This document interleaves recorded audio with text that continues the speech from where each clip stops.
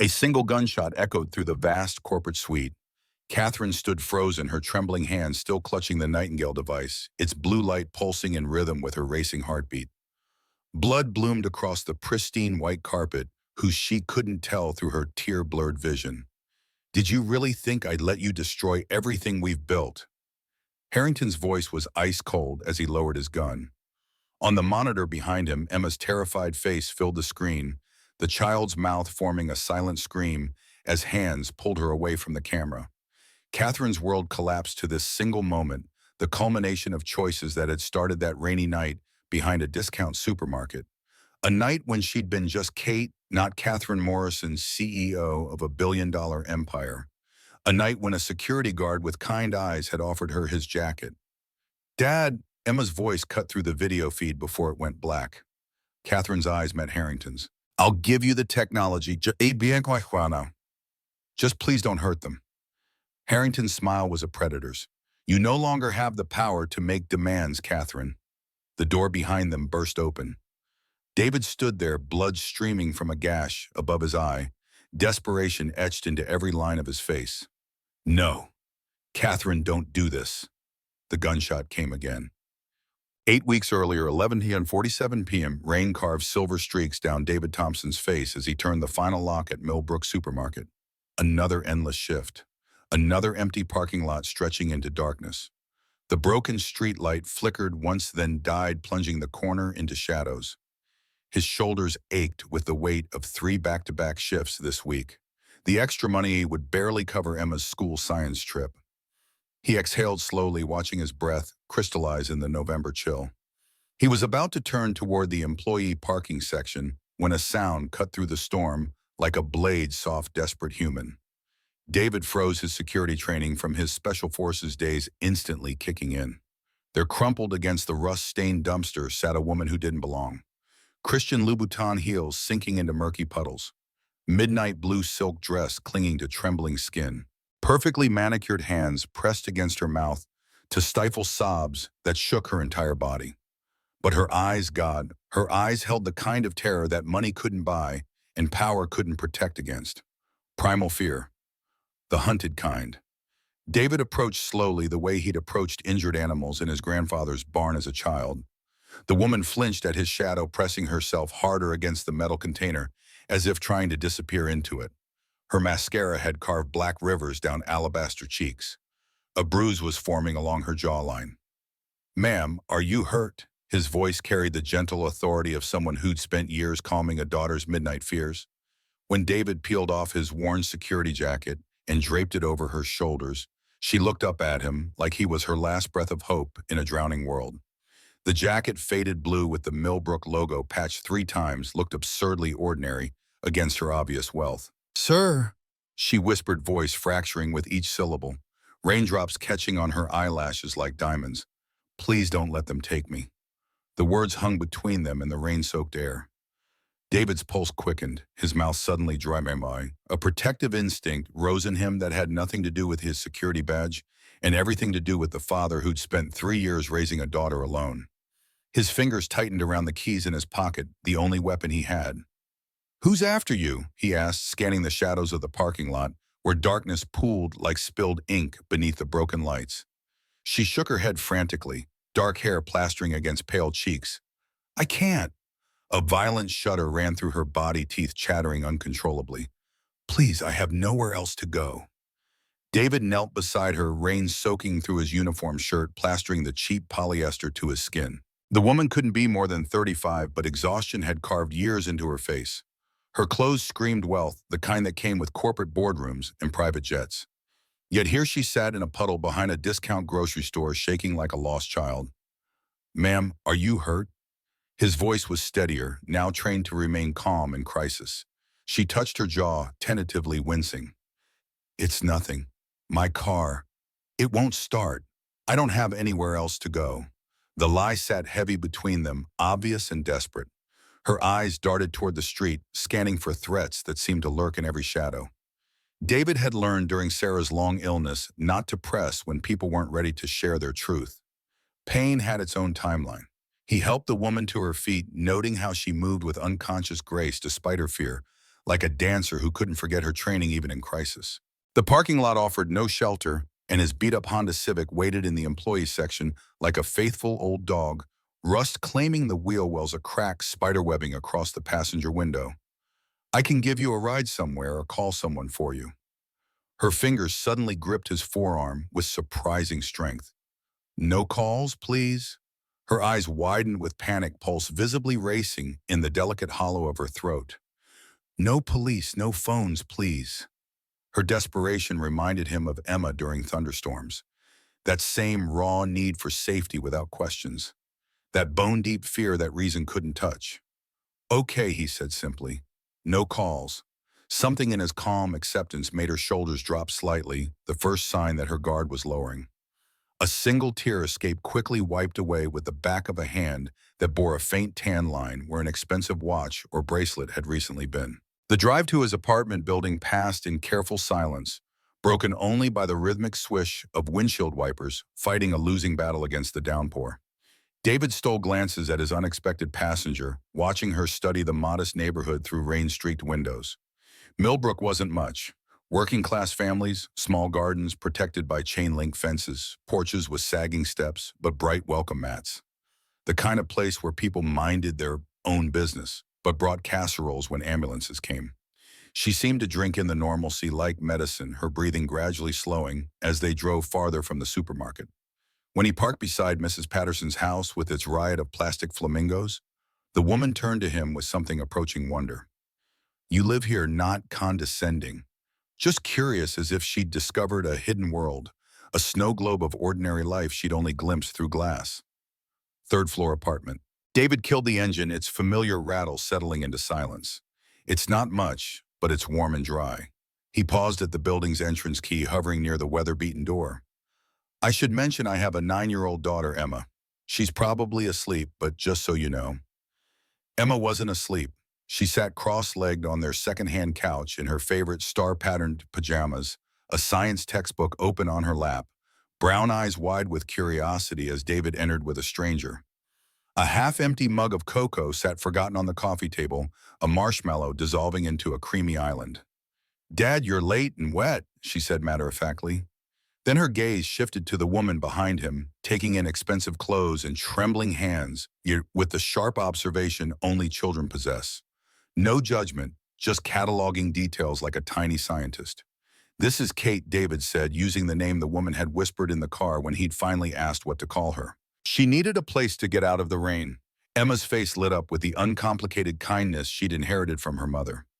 "Hi, Kate. Do you want hot chocolate? Dad makes the best kind with marshmallows that melt just right. He says the secret is a pinch of salt, but I think the secret is extra chocolate." Kate stared at the child as if she'd never seen one before. Then something cracked in her carefully controlled expression, like watching ice break on a frozen lake. "I'd like that very much," she whispered, voice catching on the simple kindness, and Emma beamed as if she'd accomplished something significant.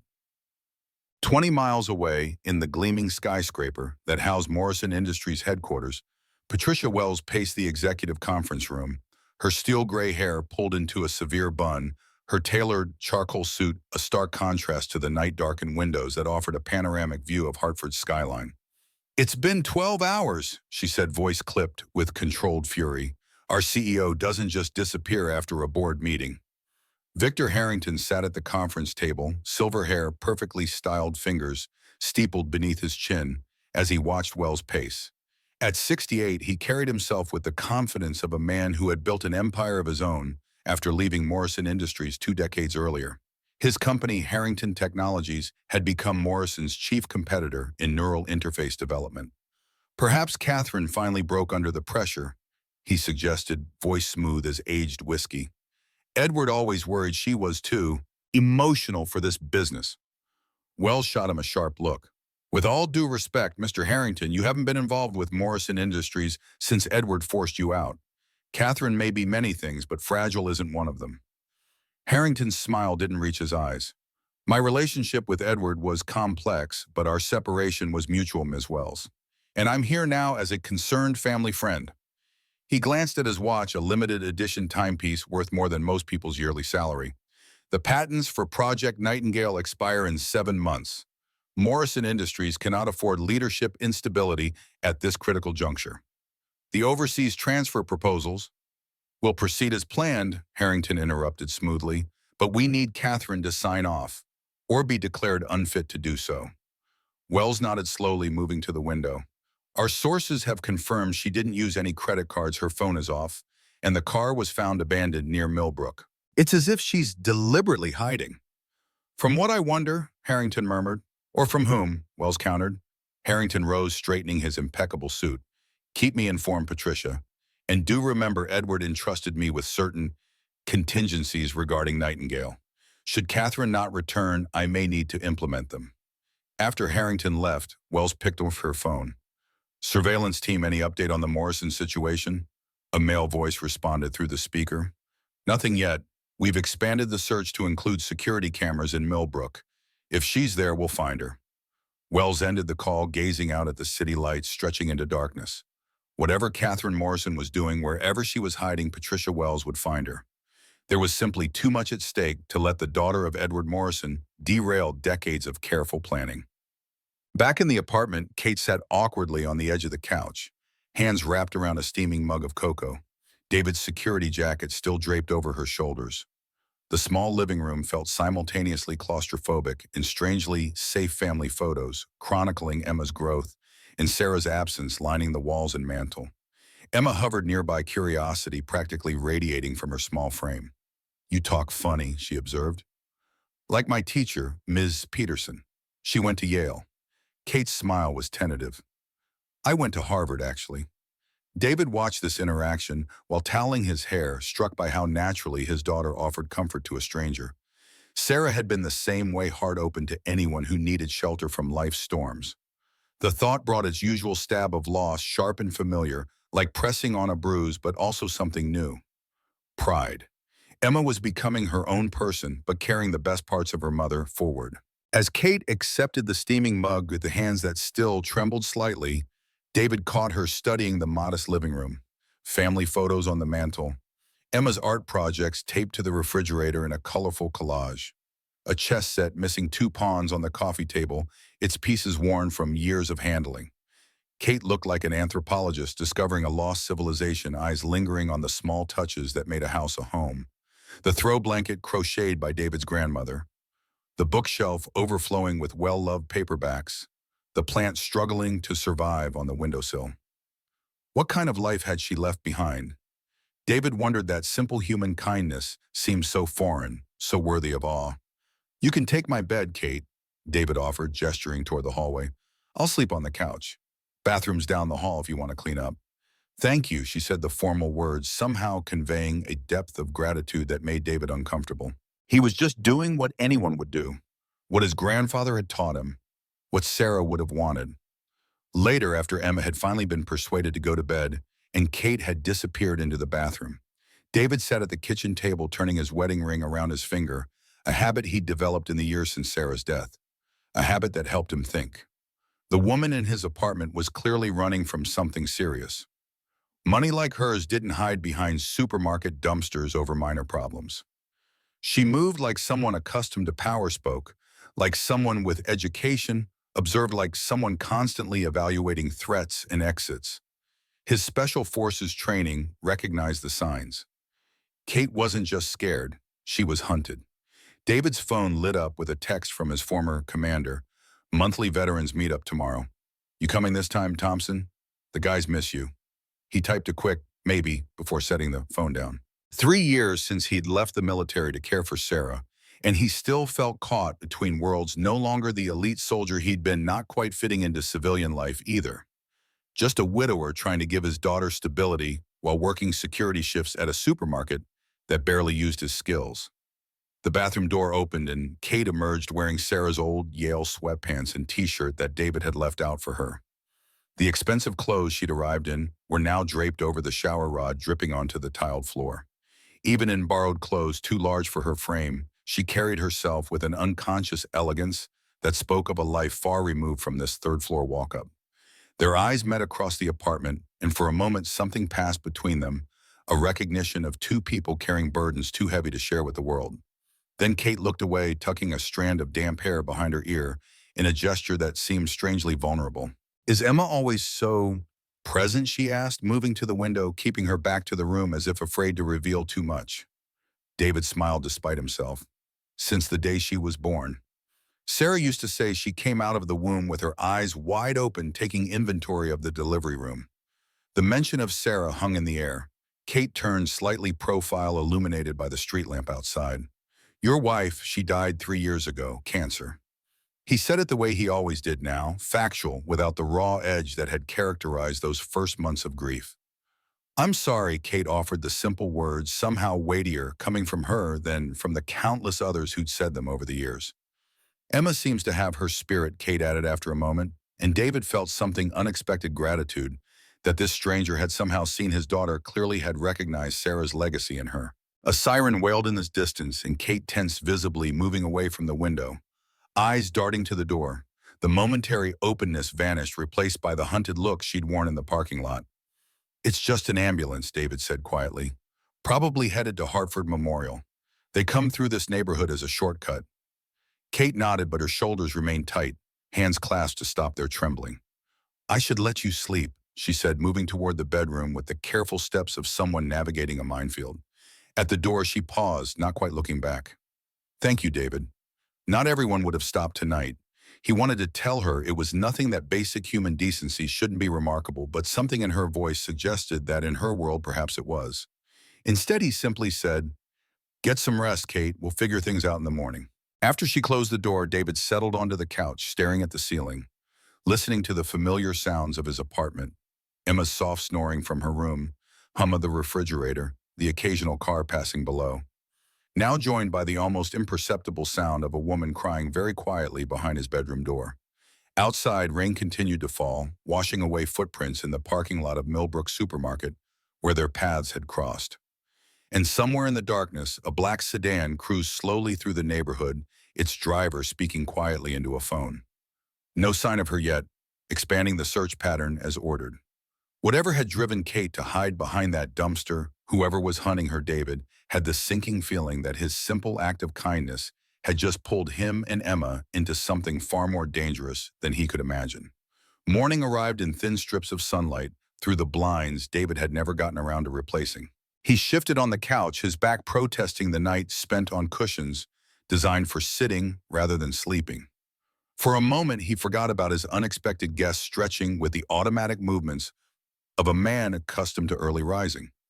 Then he smelled coffee, rich, aromatic, and definitely not the bargain brand he usually bought. Kate stood in his small kitchen, still wearing Sarah's clothes, her dark hair pulled back in a simple ponytail. She moved with quiet efficiency, navigating the unfamiliar space as if she'd been there for years rather than hours. A pan of scrambled eggs sizzled on the stove. Toast popped up from the ancient toaster that usually required 3 attempts to work properly. You're up early, David said, running a hand through his sleep-rumpled hair. Kate turned, a momentary flash of alarm crossing her features before recognition settled in. Force of habit, she replied, resuming her cooking. I hope you don't mind. I thought breakfast was the least I could do. David watched as she plated the eggs with a precision that seemed unnecessary for such a simple meal. Everything aligned perfectly, a sprig of parsley from his nearly dead windowsill herb plant, positioned just so. When she reached for mugs, she selected the 2 that weren't chipped without having to check each one. Small details, but they told a story of someone accustomed to order to perfection. Someone who noticed everything. I need to take Emma to school soon, he said, accepting the coffee she offered. Then I have a shift at Millbrook starting at 10. Kate's fingers tightened almost imperceptibly around her own mug. I should go. I've imposed enough, and go where, David asked quietly. She didn't answer, her gaze fixed on the steam rising from her coffee. Dad. Emma burst into the kitchen, already dressed in jeans and her favorite science club t-shirt, hair hastily pulled into uneven pigtails. She skidded to a stop when she saw Kate. You're still here. Does that mean you're staying? The question hung in the air between the adults. Kate looked at Emma, then at David, uncertainty written across her face. For a little while, David answered, making the decision without fully understanding why. Just until Kate sorts things out. Emma's face brightened. Can you help me with my science project? It's about gravitational fields and black holes, and Dad tries, but he says the universe is trying to make his brain explode. Kate laughed, a genuine sound that seemed to surprise her as much as them. I'd be happy to help. I studied astrophysics as an undergrad before. She stopped abruptly, as if catching herself, before changing direction. David filed that slip away, another piece in the puzzle of the woman who had appeared in the rain. An education in astrophysics suggested resources, intelligence, and options far beyond hiding behind supermarket dumpsters. Emma chattered through breakfast, peppering Kate with questions about space and stars, oblivious to the undercurrents of tension between the adults. Kate answered each question with unexpected patience and depth, explaining complex concepts in terms the 9-year-old could grasp without talking down to her. David watched the interaction with mixed emotions. On one hand, Emma hadn't been this animated about her science interests since Sarah died. On the other, he couldn't shake the feeling that whatever Kate was running from would eventually catch up to her and by extension to them. When it was time to leave for school, Emma hugged Kate impulsively. Will you be here when I get home? Kate looked startled by the physical contact, her arms hanging awkwardly, before slowly returning the embrace. I think so, she said carefully, glancing at David for confirmation. He nodded once. Mrs. Patterson across the hall watches Emma after school until my shift ends at 6. You're welcome to stay here until then. After dropping Emma at school, David returned to find Kate standing exactly where they'd left her, as if afraid to move too freely through the apartment without permission. The confident woman who had navigated his kitchen that morning seemed to have retreated behind a careful mask. I need to change for work, he said, gesturing toward the bedroom she'd used. But first, I think we should talk. Kate tensed visibly but nodded, following him to the kitchen table. I'm not going to ask who's after you.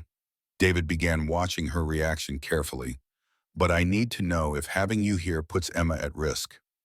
Kate flinched as if he'd struck her. I would never. I should go. This was a mistake. I'll find somewhere else. David held up a hand. I'm not asking you to leave. I'm asking for honesty about the danger, not the details. She met his gaze finally, something like respect flickering in her eyes. Whoever's looking for me doesn't know about you or this place. I made sure I wasn't followed. My car breaking down was unplanned, but I've been careful. How careful can you be without money, ID, or resources? David pressed. You said your purse was stolen, but your clothes last night cost more than I make in a month. Kate's expression shuddered. There are things I can't explain right now. Not because I don't want to, but because the less you know, the safer you are. David recognized the tactic he'd used it himself during operations he couldn't discuss even with Sarah. Information compartmentalization. Protection through ignorance. 1 week, he said finally. You can stay 1 week while you figure things out. The couch is yours. You can borrow whatever you need. But Emma is my priority. If at any point I think she's at risk, we revisit this arrangement. That's more than fair, Kate agreed, visible relief softening her features. I'll make myself useful. I can cook, clean, help around the apartment. David nodded, rising to prepare for work. As he passed her, he paused. I was Special Forces for 8 years before I left to care for my wife. I know what it looks like when someone's running, just so we understand each other. Kate went very still, reassessing him with new eyes. Recognition of a fellow operator, even if they had worked in vastly different worlds. I understand, she said softly. When he emerged from the bedroom in his Millbrook security uniform, she was washing breakfast dishes with the same precise efficiency she'd shown while cooking. The domesticity of the scene struck him as both incongruous and strangely fitting. There's spare keys in the drawer by the fridge, he told her. If you need to leave, lock up. Mrs. Patterson thinks you're my cousin from Boston staying for a while. She's nosy but harmless. Kate dried her hands carefully on a dish towel. Thank you, David. Most people wouldn't do this for a stranger. I'm not most people, he replied with a half smile. And something tells me you're not most strangers. The week passed in an unexpected rhythm of normalcy that gradually began to feel like its own kind of extraordinary. Kate adapted to their small apartment with a chameleon-like ability to blend into their lives, filling spaces David hadn't realized were empty. She helped Emma with homework, explaining fractions with clever analogies that made the girl's eyes light up with understanding. She cooked dinners that revealed a sophistication his usual mac and cheese couldn't match, simple ingredients, transformed by techniques David had only seen on cooking shows Sarah used to watch. Where did you learn to cook like this? He asked one evening as she transformed their dwindling pantry supplies into something that smelled like a restaurant. Her hands stilled momentarily over the cutting board. My mother believed everyone should know how to nourish themselves, she said carefully, even children with silver spoons. The phrasing struck him as odd, filed away with other puzzle pieces. Her perfect posture, the way she automatically reached for a non-existent phone in moments of silence, how she startled at the neighbor's doorbell, as if unexpected visitors were unheard of. Kate moved through their small space with careful gratitude, making the bed couch each morning with hospital corners, asking permission before using anything, as if afraid that too much comfort might make her unwelcome. Her designer clothes, now washed and hanging in David's closet, were replaced by borrowed sweatpants and t-shirts that somehow looked elegant on her frame. Emma adored her immediately with the uncomplicated acceptance children offer before life teaches them caution. Kate listened to 9-year-old explanations of scientific theories with genuine interest, helped with art projects without taking over, and seemed endlessly patient with questions about everything from quantum physics to why boys were so weird. Girls are weird too, Kate told her seriously one afternoon as they constructed a solar system model on the kitchen table. Seriously, everyone's weird in their own way. That's what makes humans interesting. David would come home from his security shifts, muscles aching from standing to find them building elaborate structures from Emma's blocks, or Kate explaining the periodic table using kitchen spices. Cinnamon for iron, black pepper for carbon, salt for sodium. She's really smart, Dad, Emma confided one evening as they cleaned dishes, her small hands wrapped in yellow rubber gloves too big for her. And sad, but she's getting less sad each day. I can tell because her eyes crinkle more when she smiles now. Before they stayed flat even when her mouth moved, out of the mouths of babes. David had noticed the same thing, how Kate's shoulders gradually unclenched from their perpetual defensive posture, how genuine smiles began replacing polite ones, how she laughed at Emma's jokes without that split-second delay of someone remembering how to be human. He'd watched the transformation with a mix of relief and something more complicated that tightened his chest when he caught her humming while folding laundry or found her asleep on the couch, finally peaceful. One evening after Emma had gone to bed, he found Kate sitting by the window staring at nothing, a cup of tea forgotten in her hands. The setting sun caught gold highlights in her dark hair, and for the first time he noticed how beautiful she was beneath the exhaustion and fear. Not magazine beautiful, but real. The kind of face that told stories if you knew how to read them. Strength in the set of her jaw, intelligence in the creases beside her eyes, sorrow in the downward turn of her mouth when she thought no one was watching. "You okay?" he asked quietly, keeping his distance. 3 years of single parenthood had taught him when to approach and when to give space. She turned and he caught something raw in her expression before she shuttered it away like closing a book mid-chapter. "Just thinking," she said, offering a small smile that didn't reach her eyes.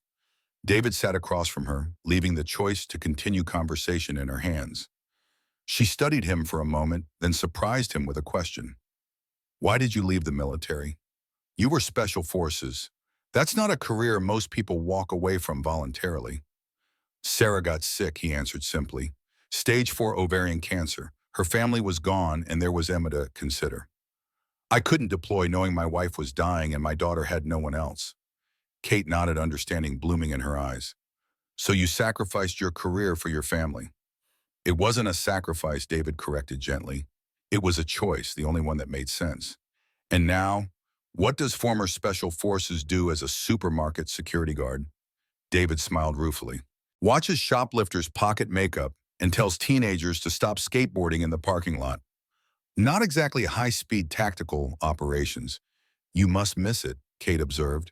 "The purpose, the clarity of mission." "Sometimes," he admitted, "but Emma gives me purpose and clarity. Well, that's overrated. Life is messy. I've made peace with that." She studied him over the rim of her mug. "You're an unusual man, David Thompson," says the woman hiding from unnamed pursuers in a security guard's apartment. He countered, earning a genuine laugh that transformed her face. "Touché," she conceded. "We make quite the pair of misfits." The phrase hung between them, carrying implications neither seemed ready to address. Instead, they sat in companionable silence, watching darkness claim the neighborhood outside, two people finding unexpected comfort in each other's company. The first significant crack in Kate's careful facade came during a trip to Millbrook's farmers market. Emma had dragged them both to see the weekend vendors chattering excitedly about Mrs. Chen's honeycomb and the organic vegetables she wanted for a school project on sustainable farming. I've never grown anything, Kate admitted as they wandered between stalls. Not even a house plant. Dad kills plants too, Emma said cheerfully. Mom was the one with the green thumb. She said plants need someone to talk to just like people. Kate nodded thoughtfully. My mother used to say plants respond to love. I always thought she was being sentimental, but apparently there's scientific evidence that plants respond to human voices. She moved through the modest crowd like she was walking through a museum, studying faces with fascination. The weathered lines of the apple farmer, the laugh-creased eyes of the bread seller, the easy camaraderie between neighboring vendors. Her gaze lingered on a young father carrying his toddler on his shoulders, the child's hands tangled in his hair.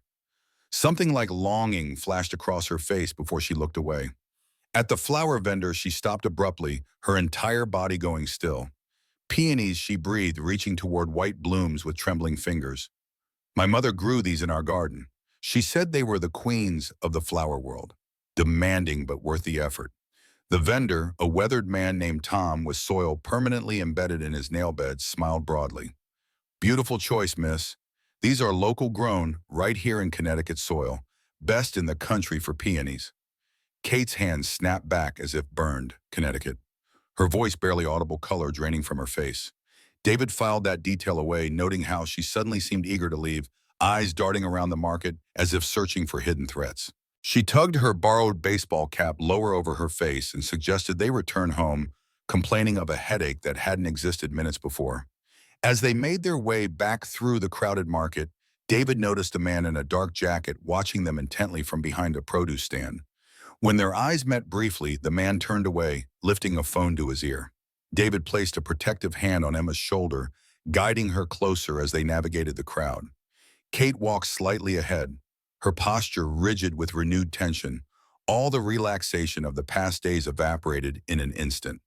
Let's take a different route home, David suggested casually when they reached the street, steering them away from their usual path. Kate glanced at him sharply. You saw something. Not necessarily, he answered calmly for Emma's benefit, just feeling spontaneous. Kate followed his lead without question, understanding the unspoken message. Once they were several blocks from the market, taking a circuitous route through residential streets, she whispered, Someone was watching us, wasn't it? David nodded almost imperceptibly. Possibly. We'll talk later. Emma, oblivious to the undercurrents, skipped ahead, clutching a small pot of basil she'd convinced David to buy. The rest of the walk passed in tense silence, both adults scanning their surroundings with practiced vigilance. That evening, after Emma had gone to bed, Kate paced the small living room. I shouldn't have come to the market. It was reckless.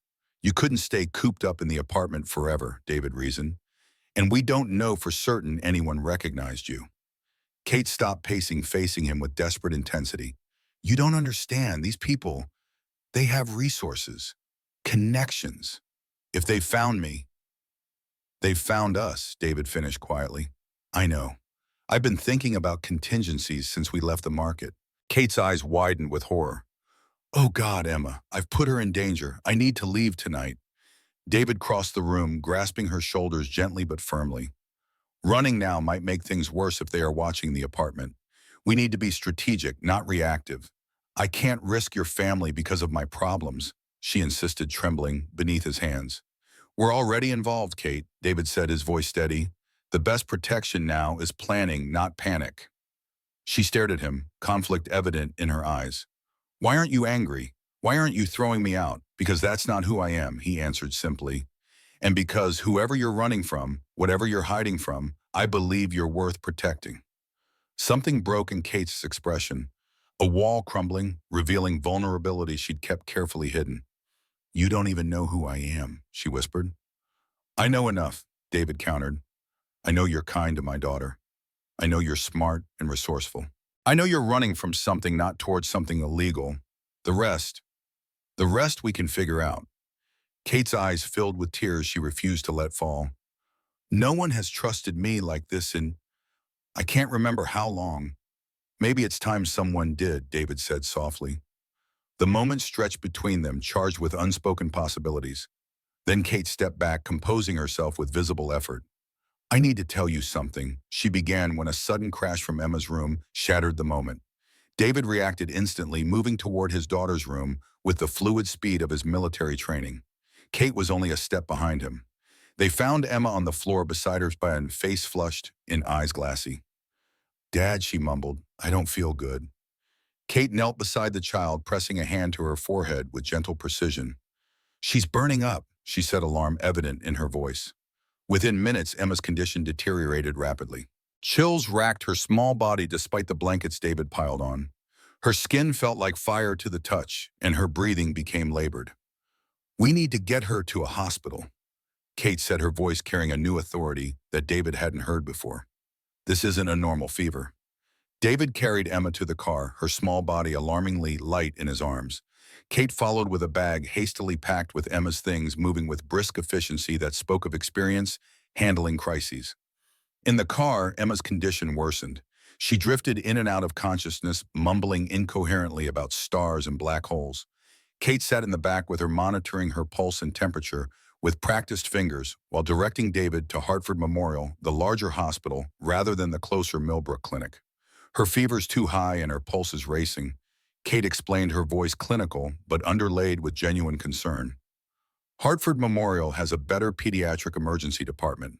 As they pulled into the emergency entrance, Kate took charge with unexpected authority. 9-year-old female, temperature 104.2, presenting with sudden onset fever, chills, and lethargy, possible bacterial infection. She informed the triage nurse, rattling off symptoms like a medical professional, while David stood frozen, parental fear momentarily paralyzing him. The triage nurse, a tired-looking woman with frizzy gray hair, took one look at Kate's confident demeanor and immediately upgraded Emma's priority. Within minutes, they were ushered into an examination room where Dr. Martinez, a young physician with kind eyes, began assessing Emma. We'll start with a CBC and blood cultures, the doctor said, addressing his comments to Kate rather than David. Given her symptoms, I'm concerned about possible sepsis. Kate nodded crisply. I'd also suggest checking her urinary tract. She mentioned stomach pain yesterday that could indicate a kidney infection. David watched in stunned silence as Kate rattled off Emma's medical history with perfect accuracy. The ear infection last winter, her mild allergy to penicillin, the fact that she hadn't had her tonsils removed despite recurring strep infections, details he'd mentioned only in passing over their shared meals. Somehow, Kate managed to get Emma admitted to a private room with a window view that David knew their insurance wouldn't begin to cover. A room with actual artwork on the walls instead of the standard hospital prints. Don't worry about the car, Kate said when David finally found his voice and started to protest. I'll handle it. She produced a platinum credit card from seemingly nowhere, the kind that didn't have limits and certainly didn't belong to someone stranded without identification. David stared at the credit card in Kate's hand, noting the name embossed in elegant script, Catherine E. Morrison. Not Kate Miller, the name she'd given him. Catherine Morrison, a name that sounded vaguely familiar in a way that made his stomach clench with unease. While Kate spoke with doctors about Emma's condition using medical knowledge no ordinary person possessed, discussing white blood cell counts and antibiotic protocols, David stepped into the hallway and pulled out his phone. A simple Google search for Catherine Morrison made his world tilt sideways. CEO of Morrison Industries, Forbes' list of most powerful women in America. Net worth $2.3 billion. Recent headlines about her mysterious disappearance from a board meeting 6 weeks ago. Corporate lawyers searching for their missing executive. Stock prices plummeting. Rumors of mental breakdown. Speculation about corporate espionage. The woman caring for his daughter in the hospital room wasn't Kate Miller, struggling stranger. She was Catherine Morrison, one of the most powerful people in the country. A woman whose face had graced magazine covers, who controlled a corporate empire employing 50,000 people, whose decisions affected global markets. David walked back into Emma's room on unsteady legs, seeing Kate Catherine with completely different eyes.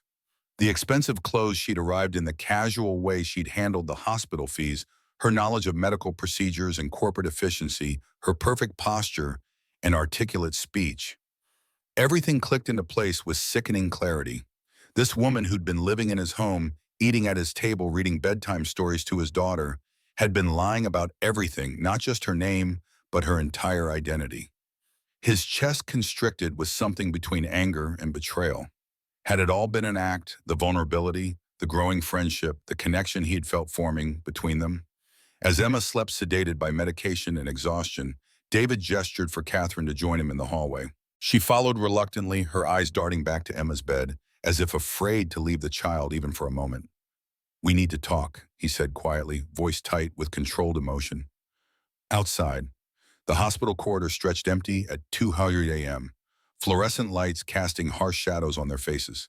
Catherine stood with her back against the wall, shoulders squared, chin lifted, and for the first time since he'd found her in the rain, she looked like the powerful executive she actually was. The transformation was subtle but unmistakable. A shift in posture, a hardening around the eyes, the mask of vulnerability falling away to reveal steel beneath. "You know," she said simply. It wasn't a question. David held up his phone, showing her own corporate headshot from Morrison Industries' website. Catherine in a tailored navy suit, hair swept into an elegant knot expression, confident and uncompromising. So different from the woman who'd been teaching Emma to make paper airplanes yesterday afternoon. Catherine Elizabeth Morrison, CEO, missing for 6 weeks. His voice sounded hollow even to his own ears, echoing slightly in the empty hallway. "Who are you really? And what are you doing with my family?" She closed her eyes briefly, the fluorescent lights emphasizing the dark circles beneath them. When she opened them again, the vulnerability was back, but tempered now with something that looked like relief, as if keeping the secret had been a physical weight. "My name is Catherine Morrison, and I'm exactly who those articles say I am." She began, her voice carrying the weight of someone accustomed to boardrooms and billion-dollar decisions. "I built Morrison Industries from my father's small manufacturing company into a Fortune 500 corporation. We make medical equipment, specialized electronics, and defense components.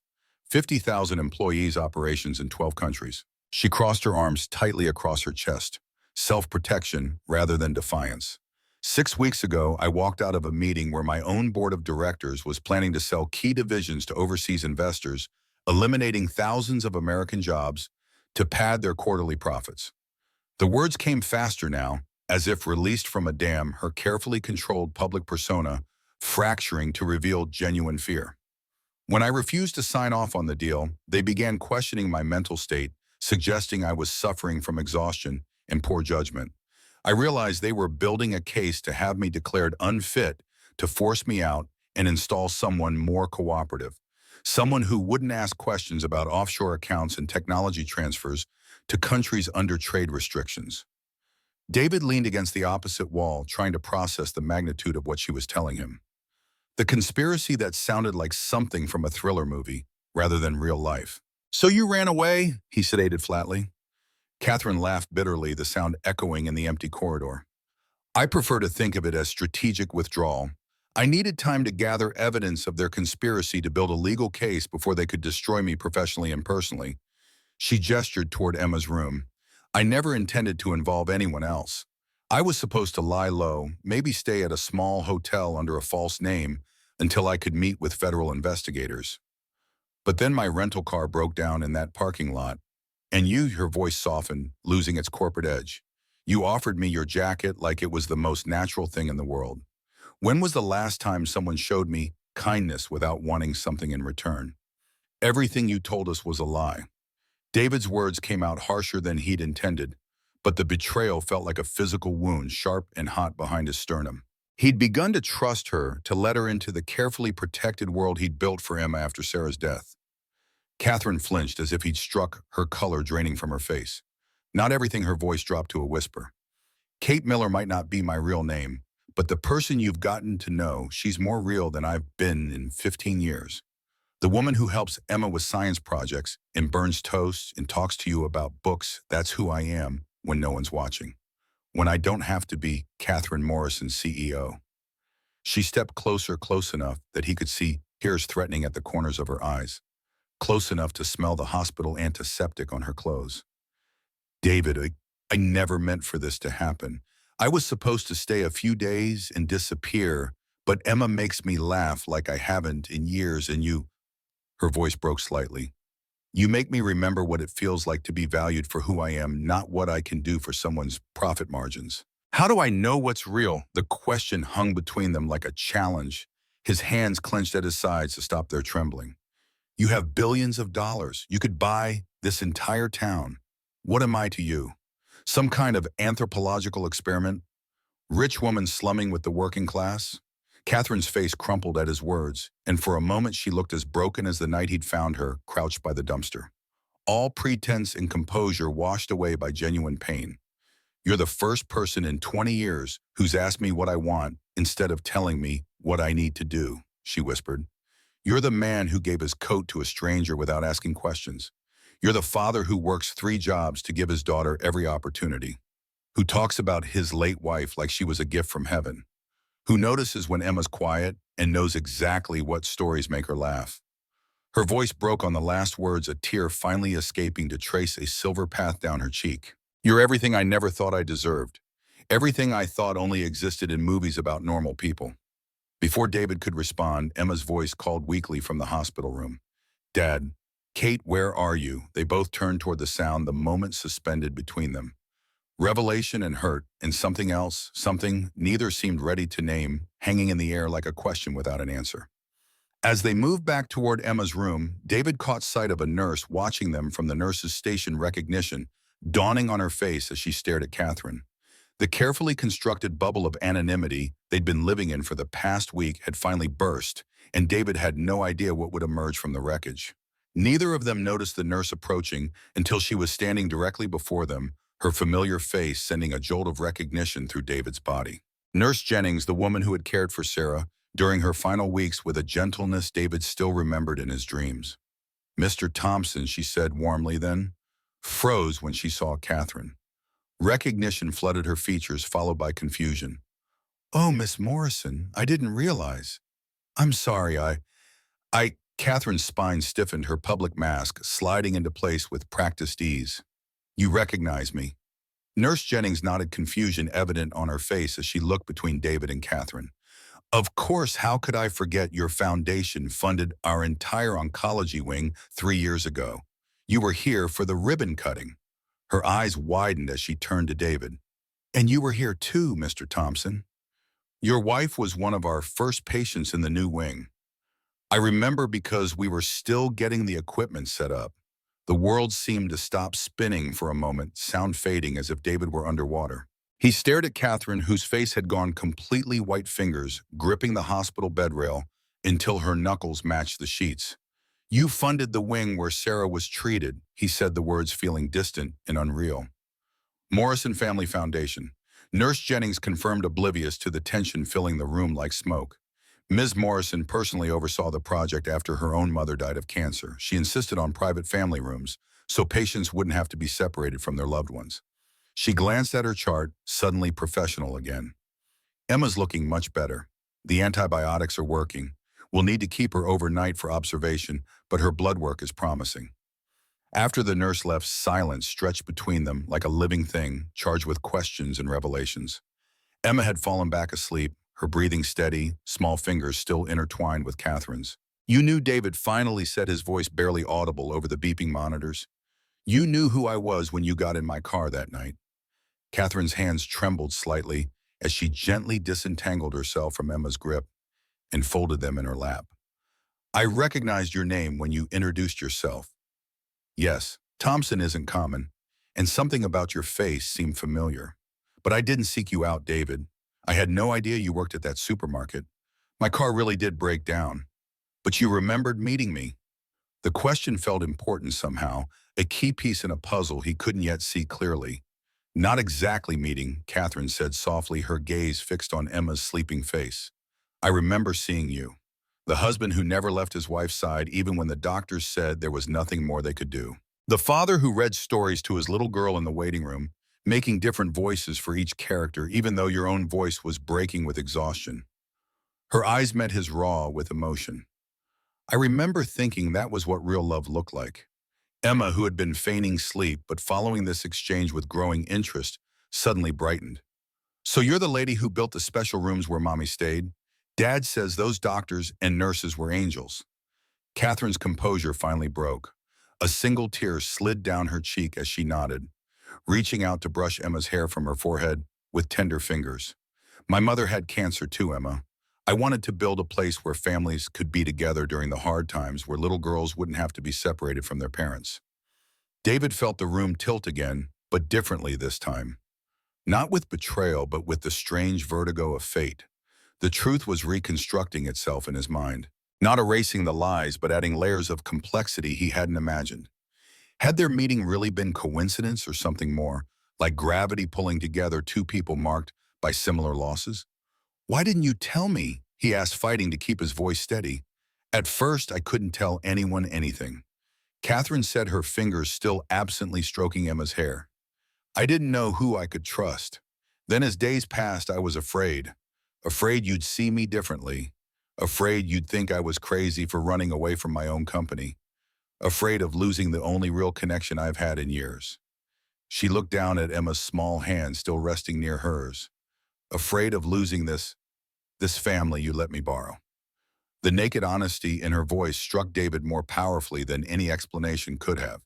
In that moment, looking at Catherine's unguarded expression as she watched over his daughter, he realized that whatever mask she'd worn as Kate Miller, the emotions behind it had been real. The question was whether that would be enough to bridge the chasm between their worlds, or whether she would disappear back into her corporate life, leaving them with another Kate-shaped hole to patch over. Neither of them noticed the black sedan that had parked across from the hospital, its tinted windows concealing the man inside, who spoke quietly into a phone. "We found her, and you won't believe who she's with." By morning, Emma's fever had broken. Color returned to her cheeks, and her natural curiosity reasserted itself as she peppered the medical staff with questions about her treatment. "Can I see my blood under a microscope?" she asked the lab technician, who came to draw follow-up samples. "I want to see the bacteria you're fighting." The young man laughed, charmed by her enthusiasm. "I'll check with your doctor, but I don't see why not. Most kids are terrified of needles, not asking for science demonstrations." Emma beamed. "My bonus mom knows all about medical stuff. She says knowledge makes scary things less scary." David, who had been dozing in the visitor's chair, opened his eyes at the phrase bonus mom. He caught Catherine's startled expression, a mixture of joy and uncertainty flickering across her face before she carefully composed herself. The term hung between them, an innocent child's recognition of something the adults themselves were still struggling to define. After the technician left, Emma turned to Catherine with renewed energy. "Does your big company make the machines they use here? Is that why you know so much about hospitals?" Catherine moved to sit on the edge of the bed, her manner gentle but honest. "Some of them, yes. Morrison Industries makes medical equipment, among other things. My father started the company before I was born, making devices that help doctors see inside the human body without cutting it open." "Like X-rays?" Emma asked. "More advanced versions called MRI machines," Catherine explained. "They use magnets instead of radiation to create detailed pictures of organs and tissues. The research division is working on even more sophisticated imaging that can show how the brain processes information in real time." Emma's eyes widened. "That's so cool. Can I see where they make them someday?" The question created a momentary tension. Catherine glanced at David, uncertainty in her eyes. "I don't know, sweetheart. That depends on but many things including whether Catherine would return to her corporate life once this crisis passed, whether whatever connection had formed between them could survive outside the bubble of anonymity they'd been living in. Questions neither adult was ready to answer. Dr. Martinez saved them from the awkward moment, arriving with Emma's test results and discharge instructions. "The antibiotics have done their job," he announced cheerfully. "It was a urinary tract infection that traveled to the kidneys, but we caught it early enough to prevent serious complications. She'll need to continue the oral antibiotics for 10 days. As the doctor continued his instructions, David noticed Catherine's attention shift. She stiffened almost imperceptibly, her gaze fixed on something outside the hospital room window. Following her line of sight, he saw what had alarmed her. 3 black SUVs with tinted windows had pulled into the emergency entrance circular drive. Catherine's face went pale. "They found me," she whispered, voice carrying resignation and fear in equal measure. The brief flicker of hope from the previous night's revelations extinguished. David watched her transform before his eyes, spine-straightening shoulders, squaring chin, lifting as if preparing for battle. The Kate who'd made pancakes in his kitchen disappeared, replaced by Catherine Morrison, CEO, donning invisible armor. "Who's they?" David asked quietly, keeping his voice level to avoid alarming Emma. Morrison Industries security and legal team, Catherine replied, already gathering her few belongings. Led by Patricia Wells, our chief counsel. She's ruthless and thorough. I'm surprised it took them this long to track me down. What do you want to do? David asked his military training, automatically assessing exits, potential diversions, defensive positions. Catherine looked at him, surprise flashing briefly across her features, as if she hadn't expected him to offer options rather than simply accepting the inevitable. You'd help me leave. Even after everything I'd help you do, whatever you think is right, David clarified. But running again might just postpone the inevitable. Catherine closed her eyes briefly, conflict evident in the tense line of her shoulders. When she opened them, resolve had replaced fear. No more running, she decided. I need to face this. But I need to control the narrative, not let them control me. She turned to Emma, who was watching the adults with the keen awareness of a child who had learned early that serious conversations often affected her life significantly. Emma, Catherine began gently, some people from my company have come to find me. I need to talk to them, but I want you to know something important first. What? Emma asked, small fingers clutching her bedsheet. Everything I told you about space and stars and black holes, that was all true. And everything about how much I've enjoyed being with you and your dad, that was the truest thing of all. Emma's lower lip trembled. Are you leaving us? Catherine brushed a strand of hair from Emma's forehead, her touch lingering.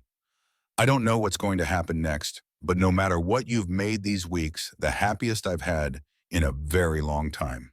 Before Emma could respond, a sharp knock sounded at the door. Through the small window, they could see a woman in her 50s with steel gray hair pulled into a severe bun, flanked by two men in dark suits with earpieces, the unmistakable silhouette of corporate security. David moved protectively closer to Emma's bed, while Catherine squared her shoulders and moved to the door. She opened it with the confident authority of someone accustomed to commanding rooms full of powerful people. Patricia, she greeted coolly. I see you've brought the cavalry. The older woman's carefully controlled expression couldn't quite hide her shock at finding her missing CEO in a hospital room dressed in borrowed clothes, hair pulled back in a simple ponytail rather than her signature elegant knot. Miss Morrison Wells replied, her voice cultured and precise as a surgeon's scalpel. You've caused quite a stir. The board has been concerned about your extended absence. Catherine stepped aside, allowing the group to enter, but positioning herself between them and Emma's bed. David noticed how she subtly directed their attention away from his daughter, drawing their focus to herself. I'm sure they have, she replied with crisp professionalism, though their concern seems conveniently timed, given what I discovered about the Eastridge negotiations. Wells's eyes narrowed slightly, the only indication that Catherine's words had struck a nerve. That misunderstanding has been resolved in your absence. The board voted to table the overseas transfer pending further review. Catherine smiled without warmth. How accommodating of them. I assume my sudden reappearance will accelerate that review process. The exchange continued in the coded language of corporate power plays, subtle threats, and countermoves disguised as pleasantries. David, watching from Emma's bedside, recognized the dance from military briefings with diplomatic personnel, words that seemed innocuous but carried deadly serious implications. Wells eventually turned her attention to David and Emma, assessing them with calculating eyes. And these people are friends, Catherine cut in before David could respond, who have shown me extraordinary kindness during a difficult time. Wells raised a perfectly sculpted eyebrow. How fortunate for you to find such altruistic assistance. Her tone implied skepticism that anyone would help Catherine Morrison without ulterior motives. Fortune had nothing to do with it, Catherine countered, a protective edge entering her voice. Not everyone operates on transactional relationships, Patricia. The older woman's mouth tightened almost imperceptibly. The corporate jet is waiting at Hartford Executive, she said, changing tactics. We have a shareholders meeting at 8:00 a.m. tomorrow in New York. The board expects you to reassure them of your continued leadership and mental fitness. Catherine's jaw clenched at the implied threat, but her voice remained steady. I'll need an hour to settle matters here and collect my things. Miss Morrison Wells began with obvious impatience. The jet is, I said, an hour. Catherine interrupted, her voice suddenly sharp, carrying the authority of someone accustomed to being obeyed without question. Unless you want to explain to the board why their CEO had a nervous breakdown in a hospital room, you'll give me space to conclude my business properly. Wells's eyes narrowed, assessing the situation with cold calculation. Something passed between the two women, an understanding based on years of professional relationship. 1 hour, she agreed finally. Not a second more. We have a situation brewing that requires your immediate attention. She gestured for the security team to step outside. The door closed with a soft click that somehow sounded as final as a prison cell locking. When they were alone, Catherine turned to David and Emma with tears streaming down her face, no longer bothering to maintain her corporate mask. Her hands trembled as she brushed hair from Emma's forehead in a tender gesture. "I have to go," she whispered. "If I don't, they'll destroy everything I've worked to build. 50,000 people depend on Morrison Industries for their jobs. If the wrong people take control—" Emma's lower lip trembled, her small face screwing up with the effort not to cry. "But we depend on you too. Can't they find someone else to run the company?" Catherine knelt beside the hospital bed, eye level with Emma, smoothing the child's hair with gentle fingers. "Sometimes grown-ups have to make hard choices, sweetheart. But I want you to know that these past weeks with you and your dad have been the happiest of my life." Emma launched herself forward, thin arms wrapping around Catherine's neck in a fierce hug. "You're the only one who understands about the stars and black holes and why my science projects matter," she whispered fiercely. "Dad tries, but he doesn't really get it." David's throat tightened watching the embrace. The simple truth in his daughter's words stung, but he couldn't deny it. Catherine had connected with Emma in ways he'd struggled to since Sarah's death, filling gaps he hadn't even realized existed. Catherine held Emma tightly, eyes closed, memorizing the moment. "I'll always understand about the stars, Emma, even when I'm not here. And your dad understands the most important thing, how amazing you are." She gently disentangled herself and turned to David. He saw the woman he'd fallen in love with, because he could admit that now, at least to himself, warring with the corporate executive she had to be. Two versions of the same person, both real, both trapped by circumstance. "Thank you for showing me what a real family looks like," Catherine said softly. "I'd forgotten." David felt something break inside his chest, sharp edges piercing his lungs. "So that's it. You just walk away." Catherine stood slowly, transforming back into the powerful woman the lawyers expected, though the effect was somewhat undermined by the hospital visitor's pass still clipped to her borrowed sweater. "What choice do I have?" Her voice held a bitter edge. "You were right yesterday. I have billions of dollars, and you work security at a grocery store. I live in boardrooms, and you live in the real world. Maybe it's better this way." But her voice shook on the last words, betraying the pain she was trying to hide. Emma sat up straighter in her hospital bed, arms crossed over her chest. "That's stupid," she announced with 9-year-old bluntness, cheeks flushed with emotion. "Money doesn't make someone a good person. Dad always says it's what you do when nobody's watching that counts." Catherine smiled through her tears. "Your dad is a very wise man, and you're a good person when nobody's watching." Emma insisted. "I've seen you. You talk to spiders instead of squishing them. You always save the last cookie for someone else. You fold the towels the way Dad likes, even though you think it's silly." The simple observations hit harder than any elaborate declaration could have. Catherine's carefully constructed composure cracked again, revealing the woman beneath the CEO. A sharp knock interrupted them. Patricia Wells peered through the door window, tapping her watch meaningfully. Catherine straightened her shoulders, and David watched the transformation complete itself. The vulnerable woman who'd shared their dinner table disappeared, replaced by a corporate leader worth billions. She kissed Emma's forehead gently. "Be good for your dad." "Okay. And remember that bonus moms never really leave. They just love you from farther away." Then she turned to David, and for a moment her mask slipped. Her fingers brushed his the briefest touch. "Thank you for giving me a home when I needed one most." Before he could respond, before he could find words for the storm of emotions churning inside him, she was gone, swept away by lawyers and executives toward a life he couldn't begin to understand. The room felt suddenly larger and emptier without her presence, as if she'd taken some essential energy with her. Emma cried quietly as they watched the SUVs pull away from the hospital parking lot, black vehicles gleaming in the morning sun like malevolent beetles. David held her close, his own heart breaking as Catherine disappeared back into her world of power and privilege, skyscrapers and shareholders. Will we ever see her again? Emma asked, wiping tears with the back of her hand, leaving wet streaks across her cheeks. David didn't have an answer. How could he explain that sometimes love wasn't enough to bridge the gap between different worlds, that people like them and people like Catherine lived in separate orbits that rarely intersected? I don't know, sweetheart, he said finally, but she cared about us.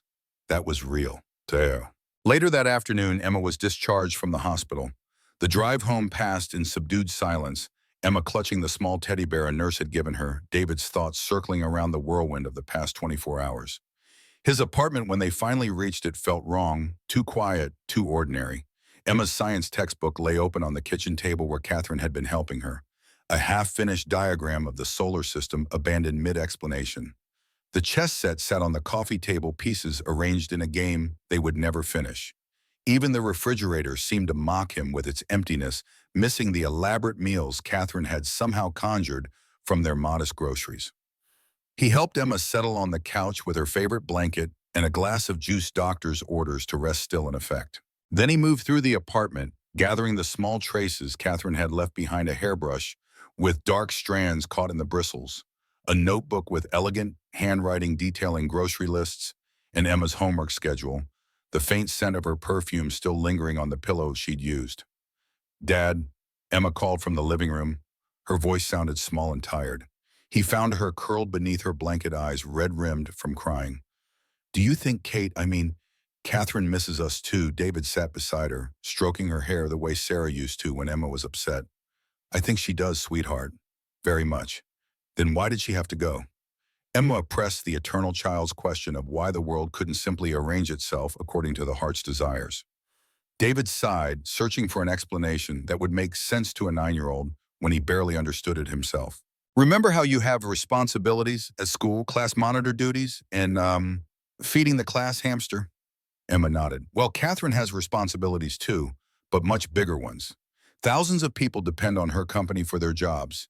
That means thousands of families who can pay for their homes and food and clothes because of the work her company gives them." "But she was sad there," Emma argued. "She told me the other people at her company only care about money, not people." David couldn't argue with that assessment. That's probably true, which is why it's even more important that she's there to make sure the company does the right thing for all those families. The explanation seemed to satisfy Emma temporarily, though. David could see the wheels turning in her mind, looking for loopholes in the adult logic that had separated her from someone she'd grown to love. As he tucked Emma in for a nap, he found himself wondering what Catherine was doing at that moment. Was she already in New York, preparing for tomorrow's shareholders meeting? Was she thinking of them? Or had she already begun the necessary compartmentalization that would allow her to step fully back into her role as Catherine Morrison's CEO? The apartment felt oppressively empty, with Emma asleep and no Catherine moving efficiently through the kitchen or explaining scientific concepts at the table. David found himself in his bedroom, staring at the bed Catherine had slept in, perfectly made, with hospital corners, as she'd done every morning. Something caught his eye, a small square of white on the bedside table.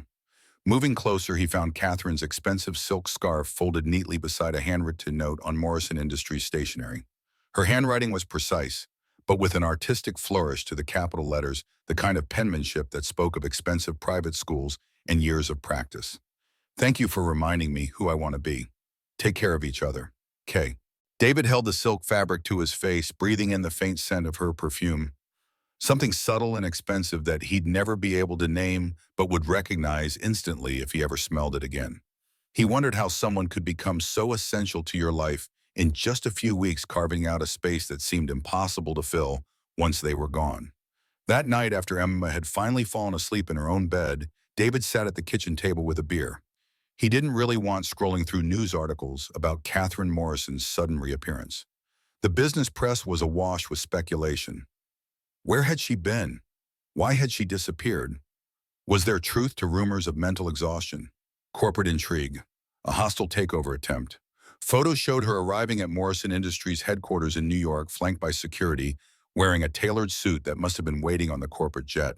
Her face was a perfect mask of professional composure, not a hint of the woman who had sat at this very table explaining the mysteries of the universe to Emma just days ago. It was strange seeing her like this, the public version of Catherine, polished and powerful. He found himself looking for traces of Kate in her eyes and the set of her mouth, searching press photos for any indication that the woman he'd come to know still existed beneath the corporate armor. After an hour of torturing himself with media coverage, David turned off his phone and went to bed. Sleep eluded him, his mind replaying moments from the past weeks, Catherine teaching Emma to make paper airplanes that would fly farther using principles of aerodynamics. Catherine laughing at his terrible jokes about security guard life. Catherine asleep on the couch, finally peaceful, a book about astrophysics fallen open on her chest. He wondered if she was sleeping now in some luxury hotel suite or Manhattan penthouse, or if she too was staring at the ceiling, feeling the wrongness of being separated from what had briefly felt like family. 2 weeks passed in a haze of normal routine that felt anything but normal. David returned to his security shifts at Millbrook, muscles aching from standing 12 hours straight. Emma went back to school, grades slipping slightly in science without Catherine's patient explanations. They both pretended not to notice the Catherine-shaped hole in their daily lives. Emma stopped setting 3 places at dinner.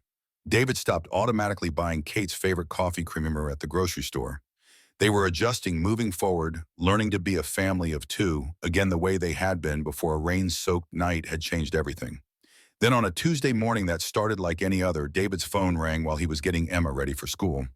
The caller ID showed a number he didn't recognize, but the voice on the other end made his heart stop, blood rushing in his ears like ocean waves. "David, it's Catherine. I need your help." Her voice sounded different, strained, frightened in a way that reminded him of that first night in the rain. The polished CEO was gone, replaced by the woman who'd huddled against a dumpster, desperate and alone.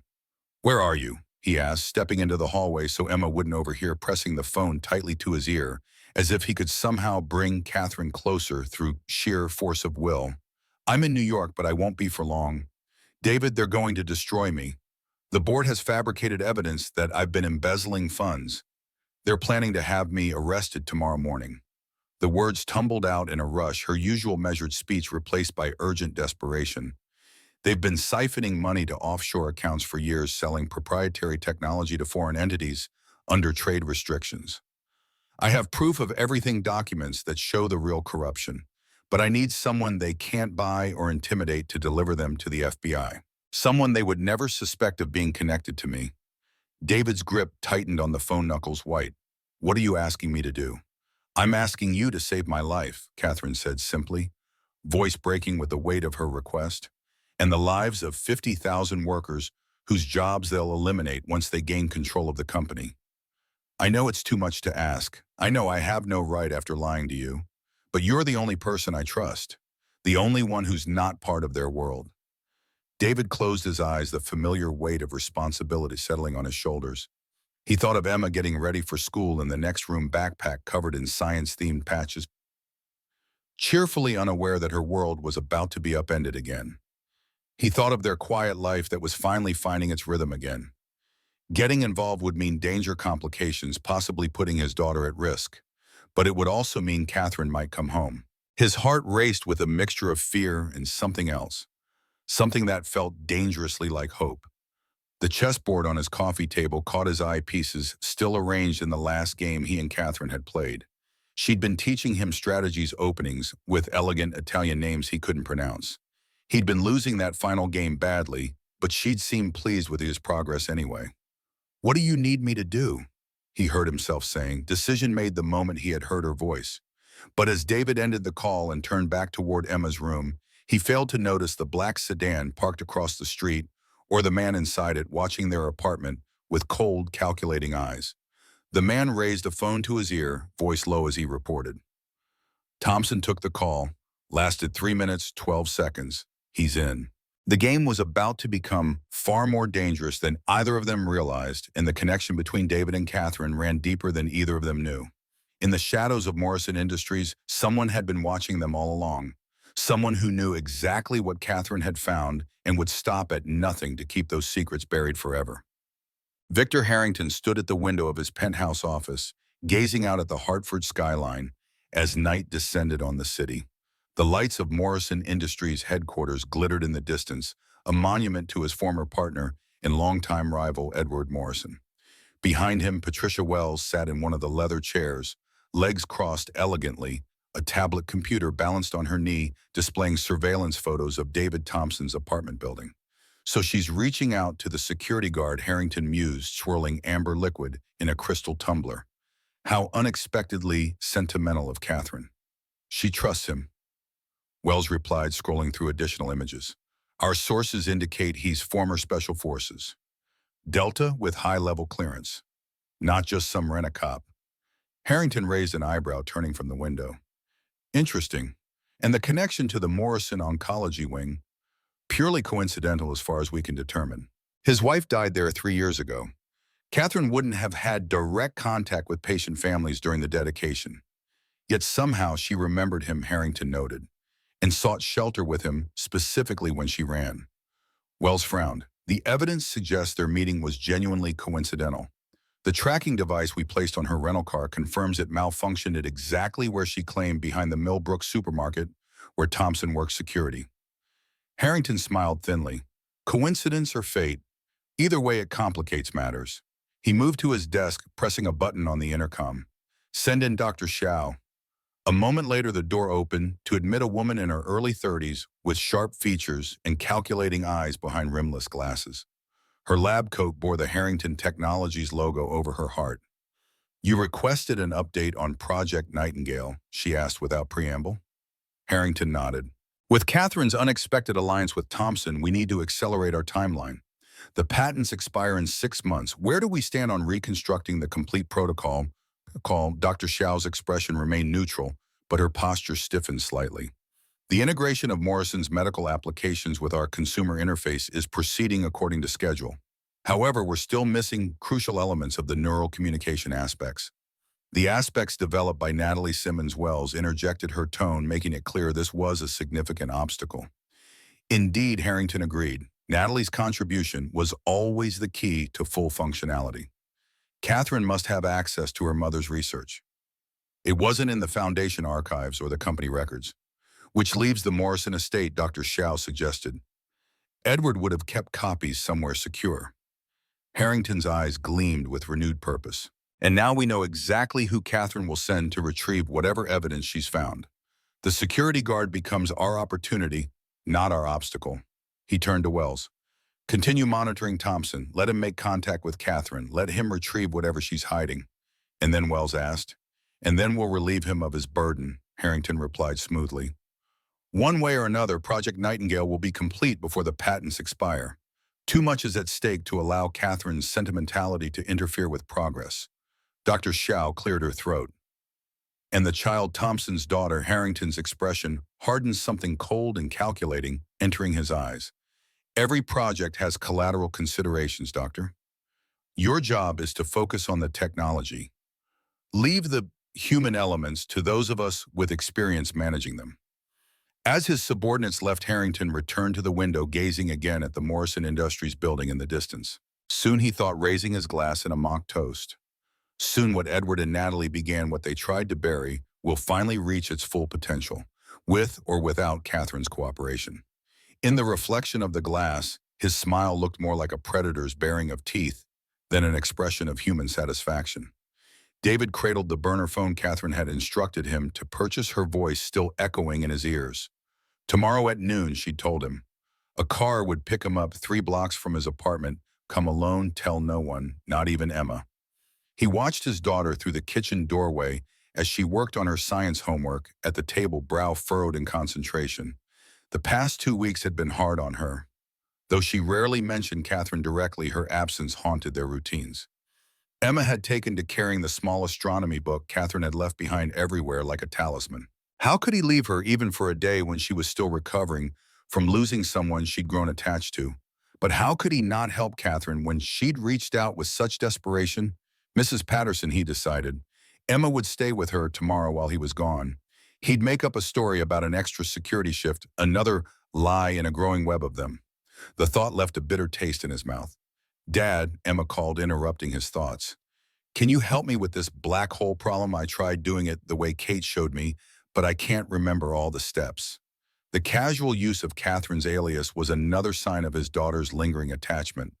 Emma had started calling her Catherine after learning her real identity, but in unguarded moments she still reverted to Kate. the name of the woman who had made pancakes and explained the universe. David joined her at the table, studying the worksheet covered in Emma's careful handwriting and half-erased calculations. "This is pretty advanced stuff for fourth grade, Em," he said, scanning the questions about gravitational forces and event horizons. Emma shrugged. "It's extra credit. Ms. Peterson said I could work ahead since I finished the regular assignment early." The truth hit David with unexpected force. This wasn't school-assigned work at all. Emma was teaching herself advanced astrophysics concepts, the kind Catherine had been explaining, trying to maintain a connection to the woman who had understood her intellectual curiosity in a way no one else had since Sarah. "Let's see what we can figure out," he said, gently pulling his chair closer to hers. For the next hour, they worked through the problems together. David researching concepts on his phone when they hit roadblocks, Emma patiently explaining what she remembered of Catherine's lessons. It was slow going. Neither of them had Catherine's expertise, but there was something healing in the shared effort, in the way Emma smiled when they cracked a particularly difficult equation. When they finally finished, Emma carefully placed the completed worksheet in the astronomy book alongside what David now realized were dozens of similar self-assigned problems. "Do you think Catherine would be proud of us figuring this out?" she asked, not quite meeting his eyes. David's throat tightened. "I know she would be, sweetheart." Emma nodded, seemingly satisfied. Then, in the direct way of children, she asked the question that had clearly been weighing on her mind. "Are you going to see her tomorrow?" David froze his hand halfway to his coffee mug. "What makes you think that? I heard you on the phone this morning," Emma said matter-of-factly. "And you bought a new phone that you keep checking when you think I'm not looking. And you've got that same worried face you had when we were waiting for Mom's test results." David stared at his daughter, once again blindsided by her perceptiveness. The easy lie he'd prepared died on his lips. How could he teach her about integrity while deliberately deceiving her? He sighed, deciding on a version of the truth. "Catherine called me this morning. She needs my help with something important." "Is she in trouble?" Emma asked, suddenly alert. "Yes," David admitted. "Some people at her company are trying to hurt her." Emma's eyes widened. "Can we help her?" "Can I come with you?" "Oh, sweetheart," David said firmly. "This is something I need to do alone. You'll stay with Mrs. Patterson tomorrow, and I'll be back before dinner." Emma considered this, then nodded with unexpected maturity. "You should bring her home with you. She belongs with us." The simple conviction in his daughter's voice nearly undid him. If only adult relationships were as straightforward as Emma made them sound, if belonging together were enough to overcome the vast differences in their circumstances. "We'll see, Em," he said, unwilling to make promises he couldn't keep. "Now, how about we order pizza to celebrate solving those black hole problems?" Later, after Emma was asleep, David sat at the kitchen table with the contents of his old military go-bag spread before him. Habits formed during his Special Forces years died hard. He'd maintained the emergency kit despite 3 years of civilian life, basic supplies, first aid tools that could prove useful in crisis situations. Tomorrow he would step back into a world of high-stakes conflict, not with the backing of the U.S. military, but alone, for a woman who had upended his carefully constructed life. A woman who moved between worlds he barely understood. A woman who, despite her billions and corporate power, had turned to him in her moment of greatest need. He checked the burner phone one last time before going to bed. No new messages, just Catherine's final instructions. Noon, 3 blocks east. Black sedan, come alone. His training had taught him to anticipate contingencies, to plan for failures and complications. But nothing in his military career had prepared him for the complexities of caring deeply for someone whose life existed in a different universe from his own. Betrayal. The black sedan appeared exactly at noon, sliding silently to the curb where David waited. The tinted window lowered just enough for him to see the driver, a man with the unmistakable bearing of professional security. "Thompson," the driver asked. David nodded once. "Get in the back. Phone off, battery removed." David complied, following security protocols that felt both familiar and strange in this context. The car's interior was luxurious but understated the privacy partition already raised between the driver's compartment and the back seat. As they pulled away from the curb, David scanned the street for signs of surveillance. His instincts, honed by years of high-risk operations, registered nothing obvious, but in the world Catherine inhabited, obvious was rarely the threat. Money bought sophistication, discretion, plausible deniability. The drive took nearly an hour, heading north from Millbrook into the Connecticut countryside. Bare November trees lined winding roads that became increasingly private wealth, announcing itself in understated ways. Longer driveways, strategic landscaping that obscured estates from public view, discreet but state-of-the-art security systems glimpsed at property entrances. They finally turned through wrought iron gates bearing a stylized M emblem, following a curved driveway that revealed a stately Georgian-style mansion set amid manicured grounds. Morrison family estate, David realized. Catherine had brought him to her home. The car stopped at a side entrance, and the driver spoke through the intercom. Ms. Morrison is waiting in the East Library. Jackson will escort you. A tall man with the hyper-vigilant posture of longtime security opened David's door. His assessment of David was quick but thorough, one professional recognizing another. This way, Mr. Thompson. Miss Morrison explained your military background. I appreciate a fellow professional's assistance in this matter. Jackson led him through service corridors rather than the main halls, a tactical choice, David noted. Less exposure, fewer potential witnesses to his presence. The house was museum quiet, their footsteps absorbed by thick carpets. Old money whispered from every corner artwork that David suspected was original, rather than reproduction furniture that had probably been handcrafted centuries ago, the subtle perfection of spaces maintained by staff who remained invisible. The East Library proved to be a two-story room lined with bookshelves, leather-bound volumes organized with meticulous care, a massive fireplace dominating one wall. Windows overlooked sculptured gardens, gray November light filtering through leaded glass. Catherine stood at a large desk covered with documents, her back to the door as they entered. She wore a simple black sweater and tailored pants, her hair pulled back in a low knot, a deliberate middle ground between CEO Catherine Morrison and the Kate who had lived in his apartment. Jackson, secure the perimeter, please, she said without turning. I need 10 minutes of complete privacy with Mr. Thompson. The security chief nodded and withdrew silently, closing the heavy doors behind him. Only then did Catherine turn, and the mask of composed control fell away. She crossed the room in quick strides and, to David's complete surprise, embraced him tightly.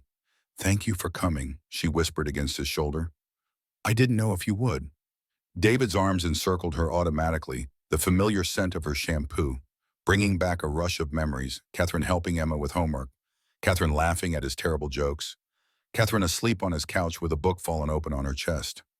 He pulled back slightly, studying her face. Exhaustion had carved new lines around her eyes and strain tightened her mouth, but her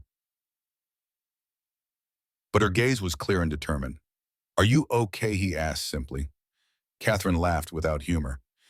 Define okay, I'm not in jail yet, which is something. But the board meeting yesterday? She shook her head. They're moving faster than I anticipated. Wells has manufactured evidence suggesting I've been embezzling funds and selling proprietary technology to competitors. You mentioned evidence of their wrongdoing, David prompted. Catherine nodded, moving back to the desk. These files document irregular financial transfers to offshore accounts controlled by board members, patent applications in foreign countries that mirror our proprietary technology, evidence of technology transfers to entities under international trade restrictions. She handed him a slim metal case. Everything is in here, documents, data drives, authentication codes. It needs to go directly to FBI Special Agent Sarah Collins. I've arranged a meeting for you this evening. David took the case, its weight insignificant compared to the responsibility it represented. Why me, he asked. You have security personnel, lawyers, people trained for this? Catherine's expression softened. Because every person in my professional orbit is potentially compromised. The board has had months to insert their people into my organization. But you, she smiled slightly, you they could never anticipate. A security guard with special forces training who happened to find me in a parking lot. And if they're watching you now, David pressed, if they followed me here. They didn't, Catherine said confidently. Jackson's team conducted counter-surveillance. The car took an indirect route. We've been careful. Something in her tone made David wonder who she was trying to convince, him or herself. I should leave immediately, then he said, securing the case inside his jacket. The less time I'm here, the better. Catherine nodded, then hesitated, conflict evident in her expression. Before you go, there's something else, something I discovered yesterday in my father's private records. She moved to a painting on the far wall, a dark oil rendering of hunters on horseback, and swung it aside to reveal a wall safe. David watched as she entered a code, the safe door opening with a soft click. Inside lay several leather-bound journals and an external hard drive that looked surprisingly modern given its hiding place. My father kept separate records about something called Project Nightingale, Catherine explained, removing the items. I only had time for a cursory review, but what I found, she shook her head, troubled. It appears to be the cornerstone technology that built Morrison Industries, a neural interface system with capabilities beyond what we've publicly acknowledged. David frowned. Neural interface like brain-computer connections. Catherine nodded. The public patents cover medical applications, surgical guidance systems, neural monitoring during procedures. But these private journals suggest capabilities far beyond that direct neural communication between minds, memory transfer, even shared consciousness. She placed the journals in Drive in a second larger case. I need these somewhere safe too, somewhere the board won't think to look. You want me to take them, David asked, understanding dawning. Not to the FBI, Catherine clarified. Not yet. I need time to understand exactly what my father was involved in before this becomes part of an official investigation. Can you keep them secure until I contact you again? David hesitated, weighing the request. Taking evidence to federal authorities was one thing, a clear legal channel with defined protocols. Holding potentially sensitive corporate information was another matter entirely, one with murkier ethical and legal implications. Catherine sensed his hesitation. If you're not comfortable with this, I understand. I can find another solution. Her willingness to accept his refusal decided him. I'll keep them safe, he agreed. But Catherine, if these records contain evidence of illegal activity, they might, she acknowledged. But they might also contain my family's private history, my father's journals, my mother's. Catherine's voice caught unexpectedly. Until I know for certain, I'd like to protect that privacy. David nodded, understanding the weight of family history, a personal legacy intertwined with public responsibility. I'll guard them as if they were my own. Relief softened Catherine's features. Thank you. She handed him the second case, larger and heavier than the first. Be careful with these. According to my father's notes, there are people who would kill to possess the complete Nightingale technology. The stark warning hung between them, transforming what had seemed like corporate intrigue into something potentially more dangerous. A soft knock interrupted them. Ms. Morrison Jackson called through the door. Security sweep complete, but we have a schedule alert. I'll be right there, Catherine responded. She turned back to David, professional composure settling over her features once more. The car will take you directly to the FBI field office in Hartford. Agent Collins is expecting you at 3 o'clock. Use the identification I provided in the first case. David secured the second case in his duffel bag, mine, already mapping routes, contingencies, potential threats. What about you? He asked. If the board is moving against you this aggressively, I'll be fine, Catherine assured him, though the tightness around her eyes belied her confident tone. Jackson's team is loyal to me, not the board, and I've already implemented countermeasures of my own. She hesitated, then stepped closer, resting her hand briefly against his cheek, a gesture so intimate and unexpected that David found himself momentarily frozen. Take care of Emma, she said softly, and yourself. When this is over, the thought remained unfinished as Jackson knocked again, more urgently this time. Catherine stepped back, the brief vulnerability vanishing beneath her professional mask. We'll use the same communication protocol as before. Wait for my contact, David nodded, shouldering his bag with its precious cargo. Be careful, Catherine. These people sound dangerous. A ghost of a smile touched her lips. So am I when necessary. My father didn't build a global corporation by being easily intimidated, and neither did I. With that final glimpse of the steel beneath Catherine's elegant exterior, David followed Jackson back through the service quarters. The weight of the case is a constant reminder of the trust she'd placed in him and the danger that might follow. Emma sat cross-legged on Mrs. Patterson's floral couch, pretending to focus on the nature documentary playing on the elderly woman's ancient television. In reality, her attention was fixed on the clock above the TV, watching as the minute hand crept towards 6 o'clock, the time Dad had promised to return. Mrs. Patterson bustled in from the kitchen, carrying a plate of slightly burned cookies. I thought we could have a little snack while we wait for your father, dear. Thanks, Mrs. Patterson, Emma said politely, taking a cookie without enthusiasm. The older woman settled beside her with a sigh that smelled faintly of peppermint and the mothballs she insisted on putting in every drawer and closet. "You're worried about your daddy, aren't you?" she asked, patting Emma's knee with a veined hand.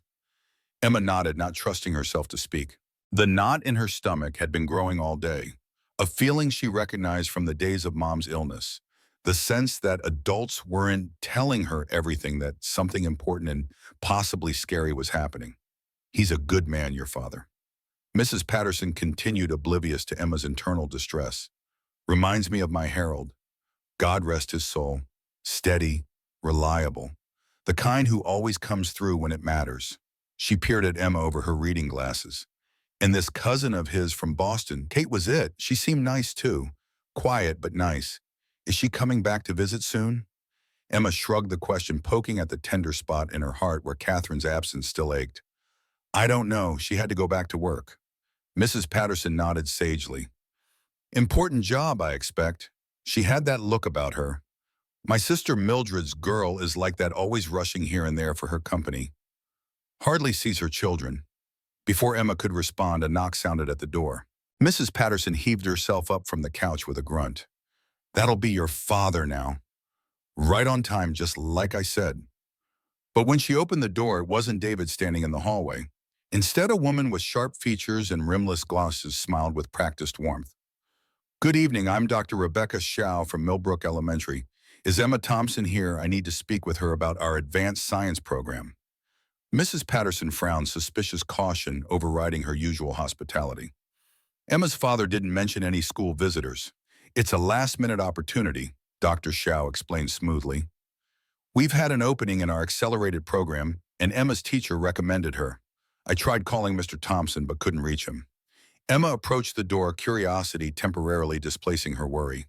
Her science teacher had mentioned an accelerated program weeks ago, but nothing had come of it. Could this be related to the extra astrophysics work she'd been doing? Mrs. Patterson remained doubtful. "I can't let Emma leave with you without her father's permission.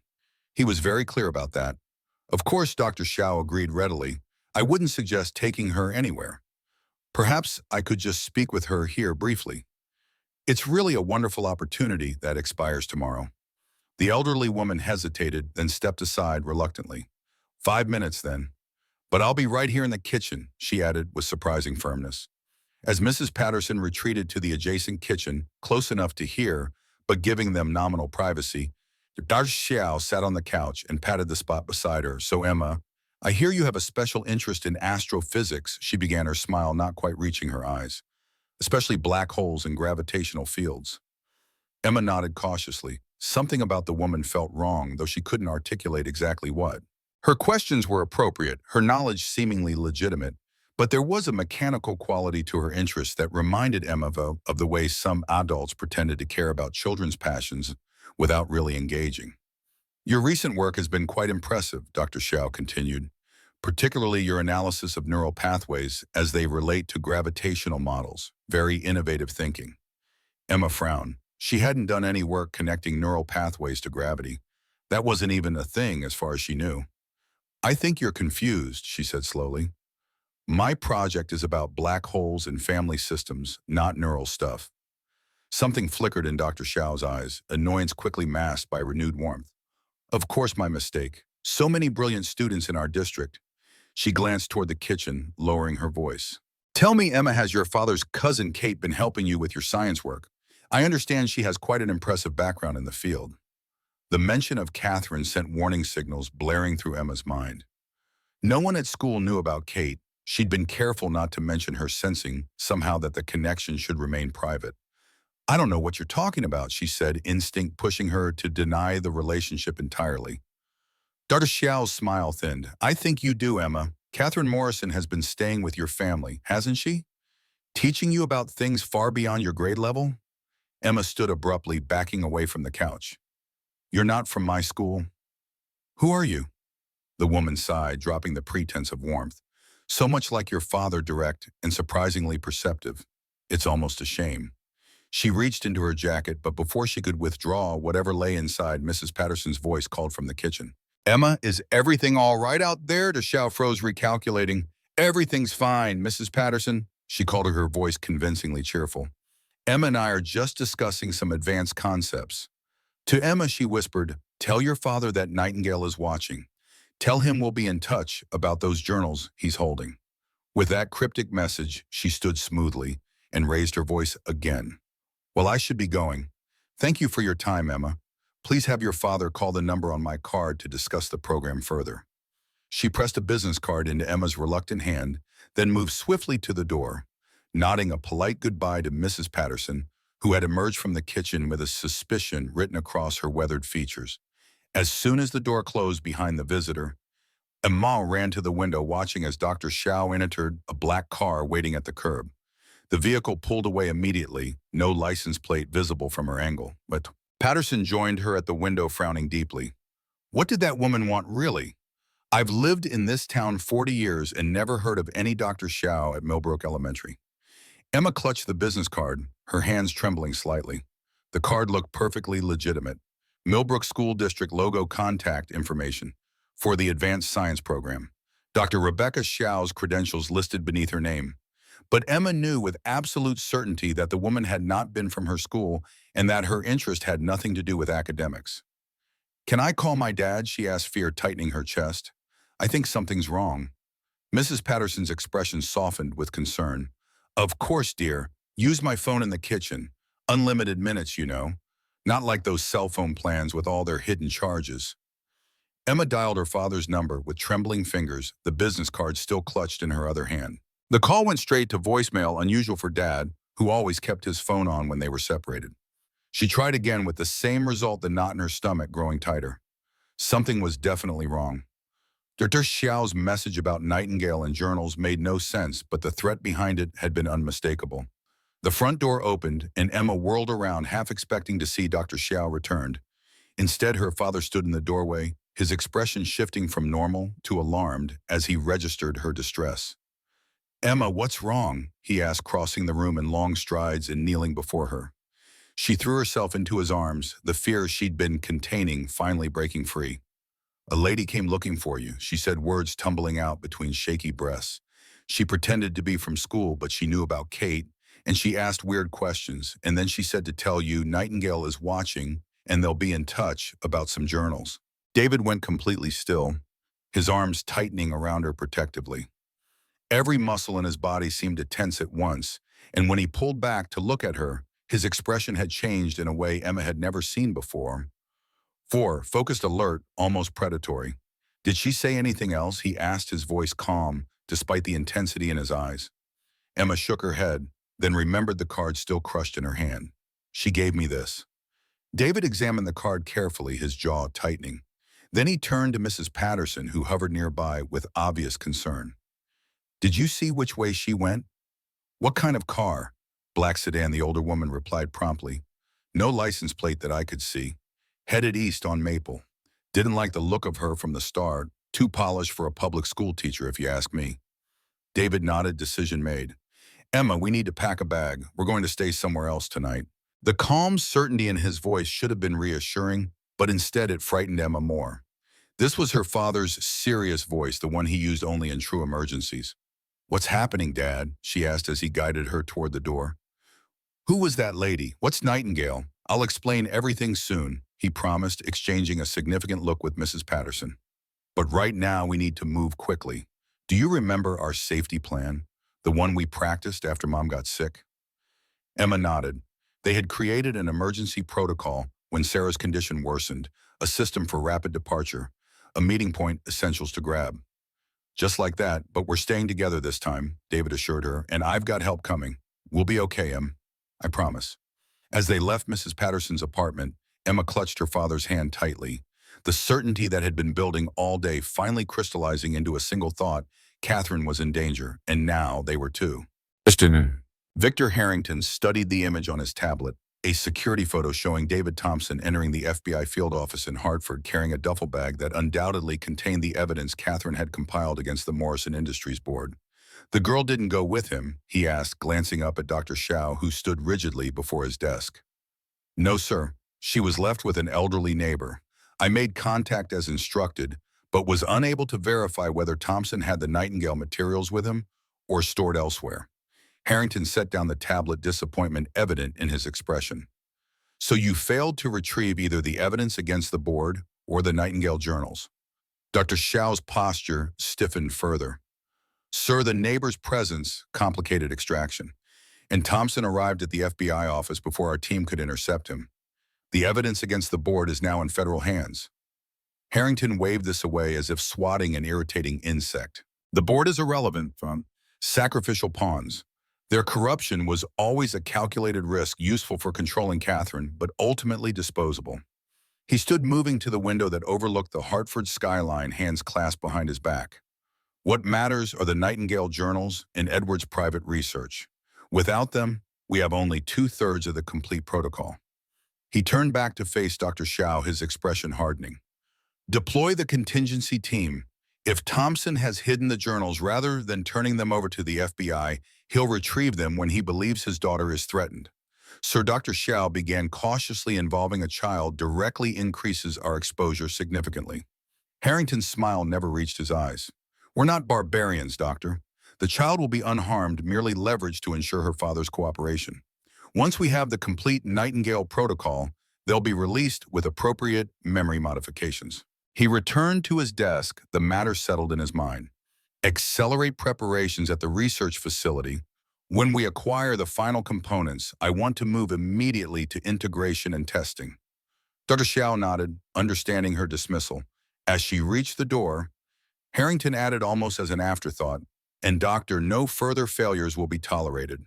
Project Nightingale has waited 20 years for completion. It will not wait any longer. Alone in his office, Harrington opened a hidden panel in his desk, removing a worn photograph. It showed 3 people standing before an early neural interface prototype, Edward Morrison proud and ambitious, Harrington himself younger but with the same calculating eyes, and between them a woman with Catherine's features but softer, more contemplative expression. Natalie Simmons Morrison, the brilliant neuroscientist whose work had formed the foundation of Nightingale. Soon, Natalie Harrington whispered to the photograph. Soon your greatest achievement will finally be realized despite your husband's cowardice and your daughter's interference.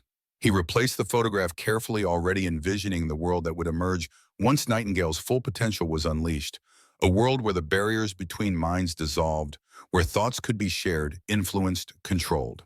A world where Victor Harrington would finally claim the legacy that should have been his 2 decades ago. Outside his office window, darkness fell over Hartford, shadows spreading across the city like an omen of what was to come. FBI Special Agent Sarah Collins spread the documents across her desk, scanning the evidence David Thompson had delivered with growing concern.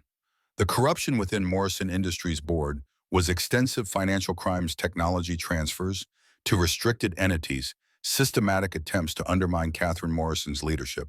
This is enough for multiple federal indictments, she said, looking up at David. But I'm curious why Ms. Morrison sent you rather than coming herself or using her legal team. David met her gaze steadily. She believes her communications and staff have been compromised. I was an unknown variable, someone outside her corporate circle. Collins nodded, accepting this explanation while filing away her lingering doubts. We'll move quickly on this. For your safety and your daughter's, I'd recommend staying somewhere other than your apartment tonight. Already arranged, David interrupted. Emma and I are checking into a hotel under a different name after I leave here. Collins studied him with renewed interest. His composure, tactical awareness, and careful responses spoke of professional training beyond his current position. Your military background, she observed. Special forces. David nodded once, neither elaborating nor asking how she knew. As David rose to leave, she added, one more thing. The technology transfers mentioned in these documents, they reference something called Project Nightingale. Do you know what that is? David's expression remained neutral, but Collins caught the slight tension in his shoulders. Ms. Morrison didn't provide details. Just the documentation you have. Not a lie, but not the complete truth either. Collins made a mental note to dig deeper into Project Nightingale. In her experience, when powerful people went to extraordinary lengths to hide something, it were rarely for benign reasons. David retrieved Emma from Mrs. Patterson's apartment, maintaining a calm exterior that belied his internal turmoil. After hurriedly packing essentials from their apartment, they drove to a mid-range hotel in West Hartford, not so luxurious as to be memorable. not so cheap as to lack proper security. "Are we in danger, Dad?" Emma asked as they settled into the anonymous hotel room, her voice small but steady. David sat beside her on the edge of the bed, weighing how much truth his daughter could handle. "Yes," he finally said, "but I'm taking every precaution to keep us safe." Emma nodded, processing this with the same serious consideration she gave to complex science problems. "Because of Catherine." "Partly," David acknowledged. "She trusted me with something important, and now some bad people wanted to take it." "The journals that lady mentioned," David tensed. He hadn't mentioned the journals to Emma. What exactly did she say about them? Emma's brow furrowed in concentration. "She said to tell you Nightingale is watching and they'd be in touch about the journals you're holding." Nightingale, the same project Catherine had mentioned. The technological cornerstone of Morrison Industries, hidden in the journals and hard drive, now secured in a locker at the Hartford bus terminal. "Dad?" Emma's voice pulled him back from his darkening thoughts. "Is Catherine okay?" "I hope so, sweetheart. I'm going to try to contact her right now." David used the burner phone Catherine had instructed him to purchase, dialing the secure number she'd provided. The call connected but went unanswered, transferring to a generic voicemail. He left a carefully worded message. "It's me. Our mutual friend had a visitor asking about your father's books. Call when you can." As Emma flipped through the room service menu, David moved to the window, scanning the parking lot and surrounding area with practiced vigilance. No suspicious vehicles, no one lingering where they shouldn't be. But the absence of visible threats didn't mean they weren't being watched. His phone vibrated with an incoming text, not the burner phone, but his regular one. Unknown number. "We have the CEO, journals for her safety, instructions to follow." The message was accompanied by a photo Catherine in what appeared to be a glass-walled room, her expression defiant despite the circumstances. A digital timestamp in the corner showed it had been taken less than 30 minutes ago. David deleted the message immediately, mind racing. Whoever had Catherine knew about the journals and believed he had them. They'd approached Emmett as a warning, then escalated to directly threatening Catherine when he didn't respond. "Dad," Emma called from the bed, "can I get the chicken fingers and fries?" David turned from the window, forcing his expression to remain neutral. "Sure, sweetheart, whatever you want." As he placed their dinner order, his mind worked through scenarios and contingencies. By the time he hung up, a plan had begun to form, risky, potentially dangerous, but the best option given the limited information and resources available. Emma had fallen asleep by 9:30, exhausted by the emotional strain of the day. At 10:17, a new text arrived on his regular phone. "Highway 9 north of Hartford.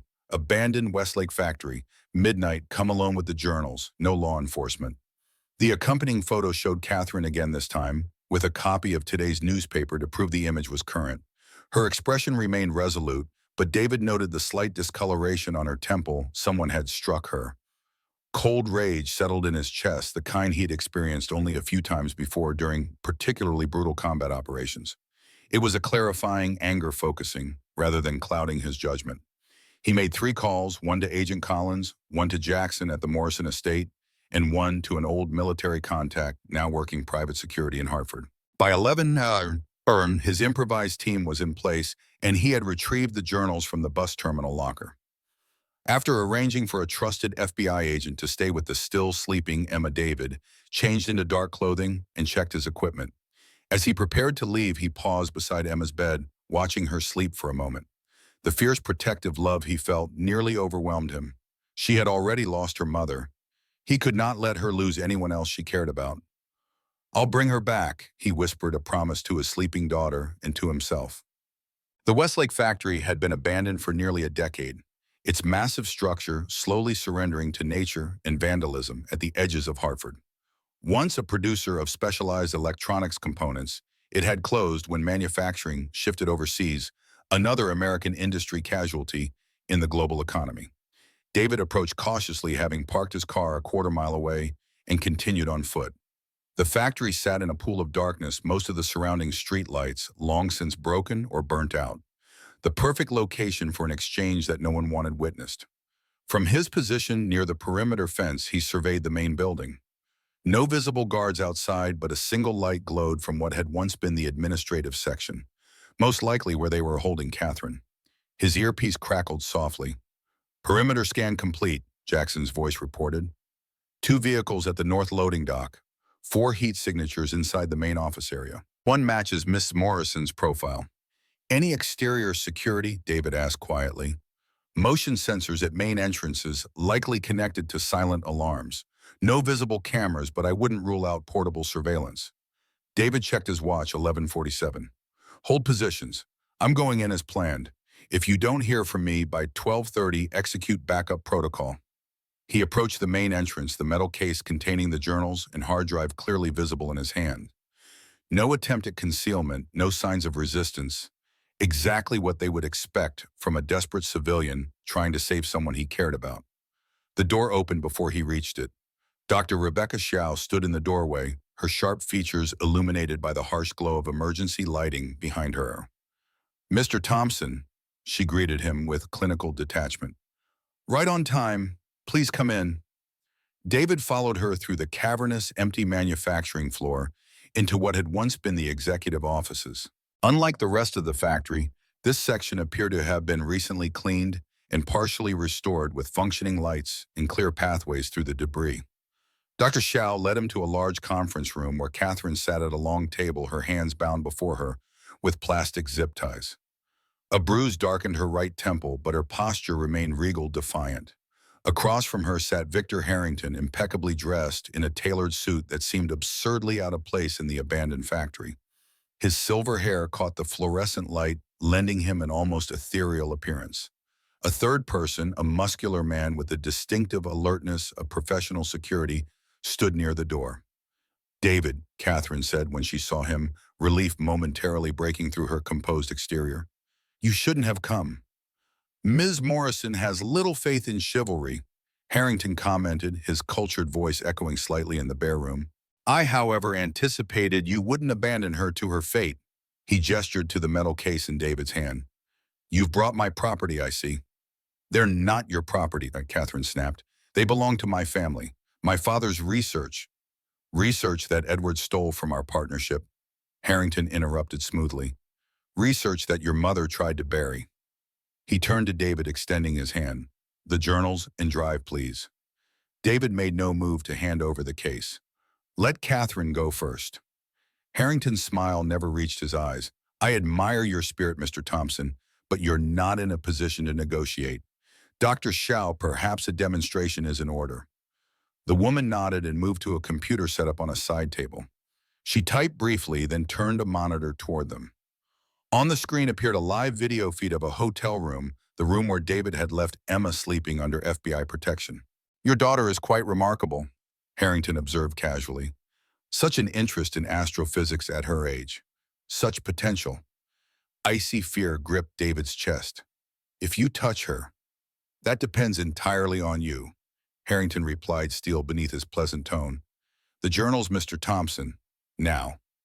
David placed the case on the table and stepped back. Dr. Xiao immediately took it, opening it to verify the contents before nodding to Harrington. Excellent, Harrington said, satisfied. The final pieces of Project Nightingale returned to the partner who truly understood its potential. What exactly is Nightingale? David asked, stalling for time while he assessed options for escape. The security guard had moved closer, positioning himself to block the exit. Harrington's expression brightened with the enthusiasm of someone rarely given the opportunity to explain their passion to a new audience. The most significant breakthrough in human evolution since language, he said, eyes gleaming. Direct neural communication, mind-to-mind, thought-to-thought, without technological mediation. It was designed as a medical technology, Catherine interjected fiercely, to help locked-in patients communicate to monitor neural activity during surgery.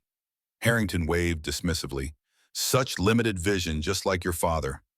Nightingale's true potential lies far beyond medical applications. He paced the length of the conference table, warming to his subject. Imagine a world where thought itself can be shared instantaneously, where knowledge transfers directly from mind to mind, where humanity transcends the limitations of language and physical separation. Mind control, Catherine translated flatly. That's what you are really after. Influence, not control, Harrington corrected. Guidance for a species that consistently makes self-destructive choices. He turned to David. Your military background gives you unique perspective, Mr. Thompson. How many conflicts have you witnessed that could have been avoided with better communication?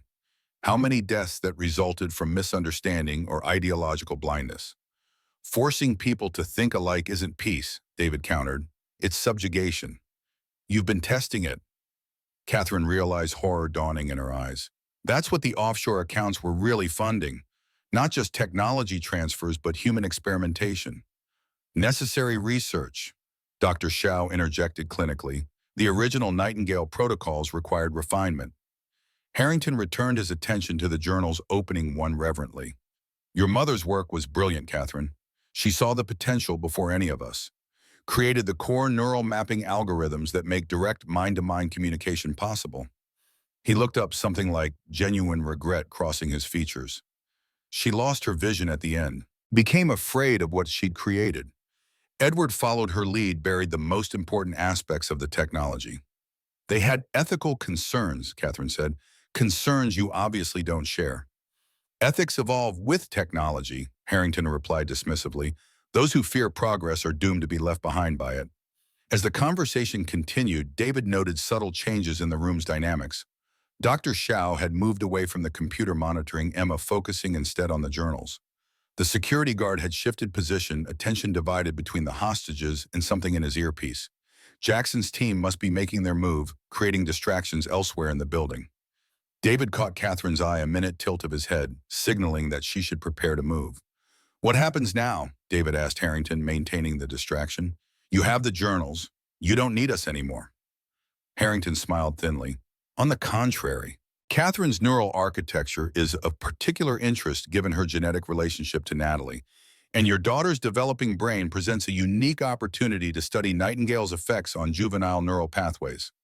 Emma is off limits, David said, cold fury replacing caution. Whatever happens here, she stays out of it. Such paternal devotion, Harrington observed. Admirable, if ultimately futile. The child's participation isn't an optional, I'm afraid. Before David could respond, the lights flickered once, twice, then plunged the room into darkness. The backup generator kicked in seconds later, emergency lighting casting eerie shadows across the conference room. In those few seconds of darkness, David had moved.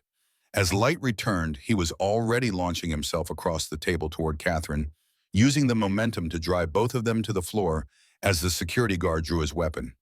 Down! David shouted, covering Catherine's body with his own as gunfire erupted from the hallway. Jackson's team engaging with Harrington's security outside the conference room. The guard by the door dropped to a defensive position, returning fire into the hallway while shouting into his communication device. Dr. Shao grabbed the journals and hard drive, retreating toward a side exit. Stop her, Catherine yelled, struggling against her restraints. She can't take those journals. David cut Catherine's zip ties with a small blade he'd concealed in his boot, then pushed her toward cover beneath the conference table. Stay down, I'll get the journals. As he moved to pursue Dr. Shao, Harrington blocked his path, expression transformed from cultured calm to cold determination. You have no idea what you're interfering with, he snarled, reaching inside his jacket. David reacted instinctively, years of combat training taking over. He struck with precision, targeting Harrington's carotid artery with the blade of his hand. The older man staggered but didn't fall, surprisingly resilient for his age. From the corner of his eye, David saw Catherine scramble toward Dr. Shao, who was struggling with the lock on the side door while holding the case with the journals. The security guard, caught between defending his employer and stopping Catherine, hesitated fatally. A shot from the hallway caught him in the shoulder, spinning him into the wall and sending his weapon skidding across the floor. Harrington used the distraction to pull a small device from his jacket, not a gun, as David had expected, but something that looked like a sophisticated remote control. He pressed a sequence of buttons, and an alarm began to sound throughout the building. Fail-safe protocol initiated, an automated voice announced over hidden speakers. Facility lockdown in 30 seconds. What have you done? Catherine demanded, having reached Dr. Shao and grappled the case from her grasp. Harrington smiled grimly. Insurance policy, my dear. If I can't have Nightingale, no one will. This facility is rigged with enough explosives to erase all evidence of our work here, including us, if necessary. You're insane, Catherine breathed, backing away with the case clutched to her chest. Visionary, Harrington corrected. just like your mother before her conscience destroyed her brilliance. David moved to Catherine's side, assessing options rapidly as the automated countdown continued. We need to move. Now. Jackson appeared in the doorway, weapon trained on Harrington. Miss Morrison, exit is secured to the north. FBI agents are surrounding the perimeter. You've lost Victor, Catherine said, her voice steady despite the circumstances. The FBI has the evidence of your board's corruption. They'll find the Nightingale testing facilities. It's over. Harrington's composure finally cracked rage, distorting his aristocratic features. It will never be over. The technology exists.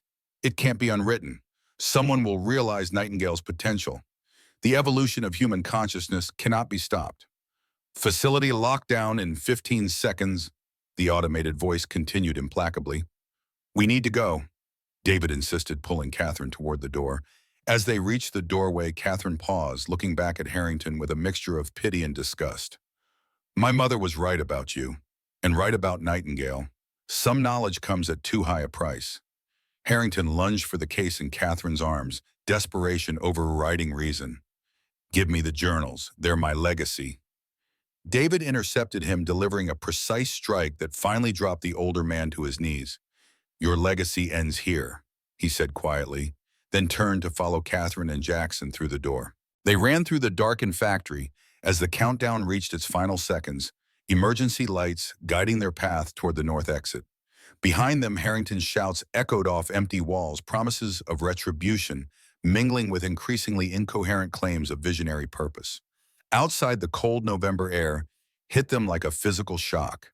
FBI agents in tactical gear directed them toward a perimeter position as additional agents entered the building to secure Harrington and Dr. Xiao. Emma, David said urgently as they reached the safety zone. The video feed, Agent Collins, confirmed your daughter is safe, Jackson assured him. The feed was from earlier today, recorded surveillance. The FBI team with her reports no disturbances at the hotel. Relief weakened David's knees, the adrenaline that had carried him through the confrontation beginning to ebb. Catherine sagged against him, her composure finally cracking now that they were safe.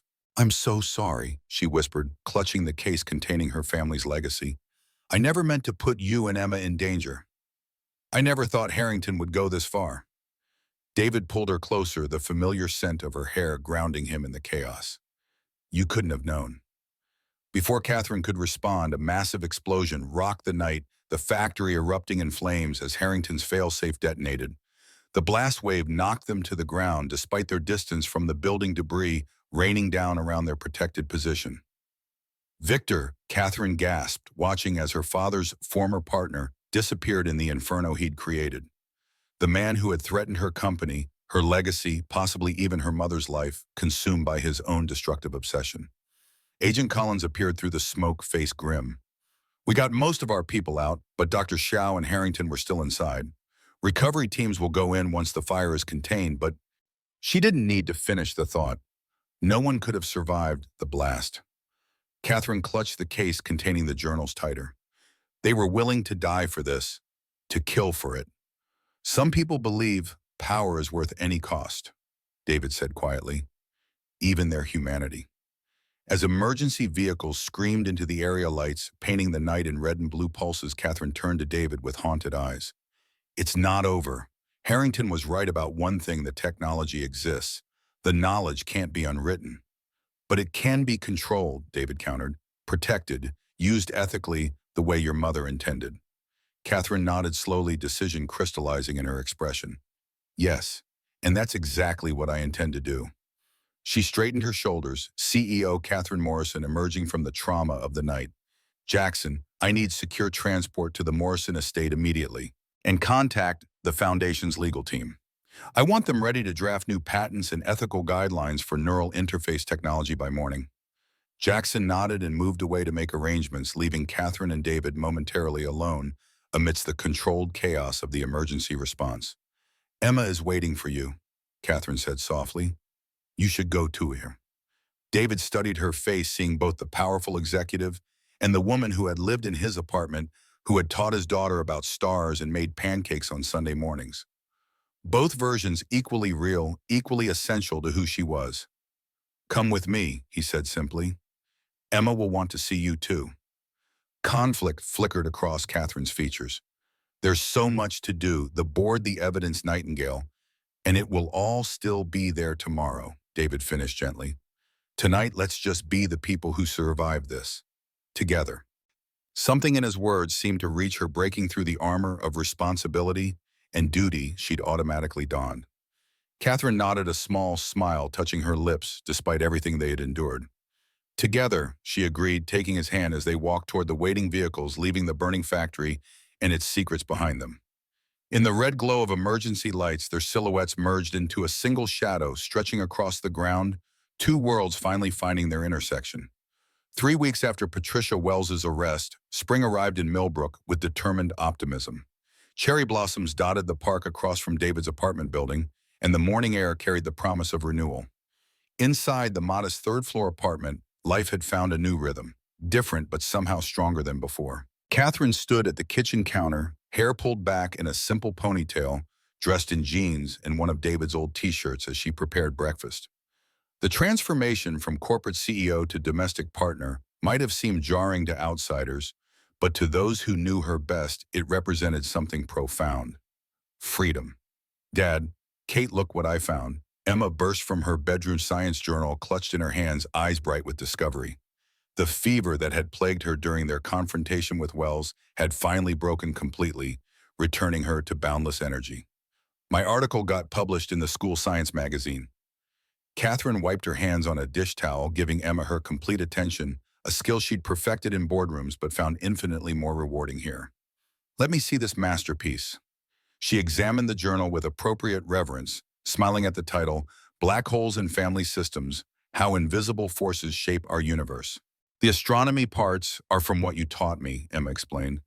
But the family part was my idea. See, I compared gravitational pull to how families stay together even when they can't see the connection. David emerged from the bathroom, hair still damp from his shower, catching the end of Emma's explanation. His eyes met Catherine's over their daughter's head, a silent communication that had grown stronger with each passing day. That's brilliant, Em, he said, kissing the top of her head. Sarah would be so proud of your scientific mind. Once the mention of Sarah might have created awkward tension, now it felt natural, acknowledging the foundations upon which their new family was built. Catherine had made it clear from the beginning that she never wanted to replace Emma's mother, only to honor her memory while creating something new. She has a presentation at school today, Catherine reminded him, sliding a plate of perfectly golden pancakes onto the table. I remember, David assured her. The security job at Millbrook Supermarket was behind him, now replaced by a position as operations director at the Morrison Foundation's new community center in town. The flexible hours meant he could attend Emma's school events for the first time in years. One of many changes Catherine had brought to their lives. As they ate breakfast together, Catherine's phone buzzed with an incoming call. She glanced at the screen, her expression shifting subtly from Kate at home to Catherine the executive. David recognized the look now, not a mask, but another facet of the complex woman he'd fallen in love with. Morrison, she answered, excusing herself from the table with an apologetic smile. Emma watched her go, then turned to David with unusual seriousness. Is she going to leave again for work? The question revealed the lingering insecurity beneath Emma's apparent adjustment to their new reality.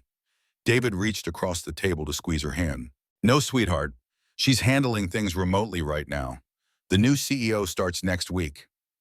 The decision to step down as CEO of Morrison Industries had shocked the business world, but had seemed inevitable to those who understood what Catherine had discovered about herself during her time with David and Emma. She would remain as chairwoman of the board, overseeing the company's ethical transformation from a distance while focusing on expanding the foundation's work. I still don't understand why she can't just be the boss, Emma said, stabbing a piece of pancake. She's the smartest person I know. Being smart isn't the only thing that matters, David explained gently. Catherine wants to be happy too, and she wasn't happy there. Not really. Is she happy with us? The question came with vulnerability that broke David's heart. Why don't you ask her yourself, he suggested, as Catherine returned to the kitchen. Catherine set her phone down, immediately alert to the shift in atmosphere. Ask me what... Emma twisted her napkin in her fingers. Are you happy here with us, instead of being the boss of your big company? Catherine's expression softened as she knelt beside Emma's chair, taking the girl's hands in hers. Emma Thompson, I have never been happier in my entire life than I am with you and your dad. The company was what I did. This, she gestured to encompass their small kitchen, the three of them together. This is who I am. The simple truth in her words was enough. Emma nodded satisfied and returned to her breakfast with renewed appetite.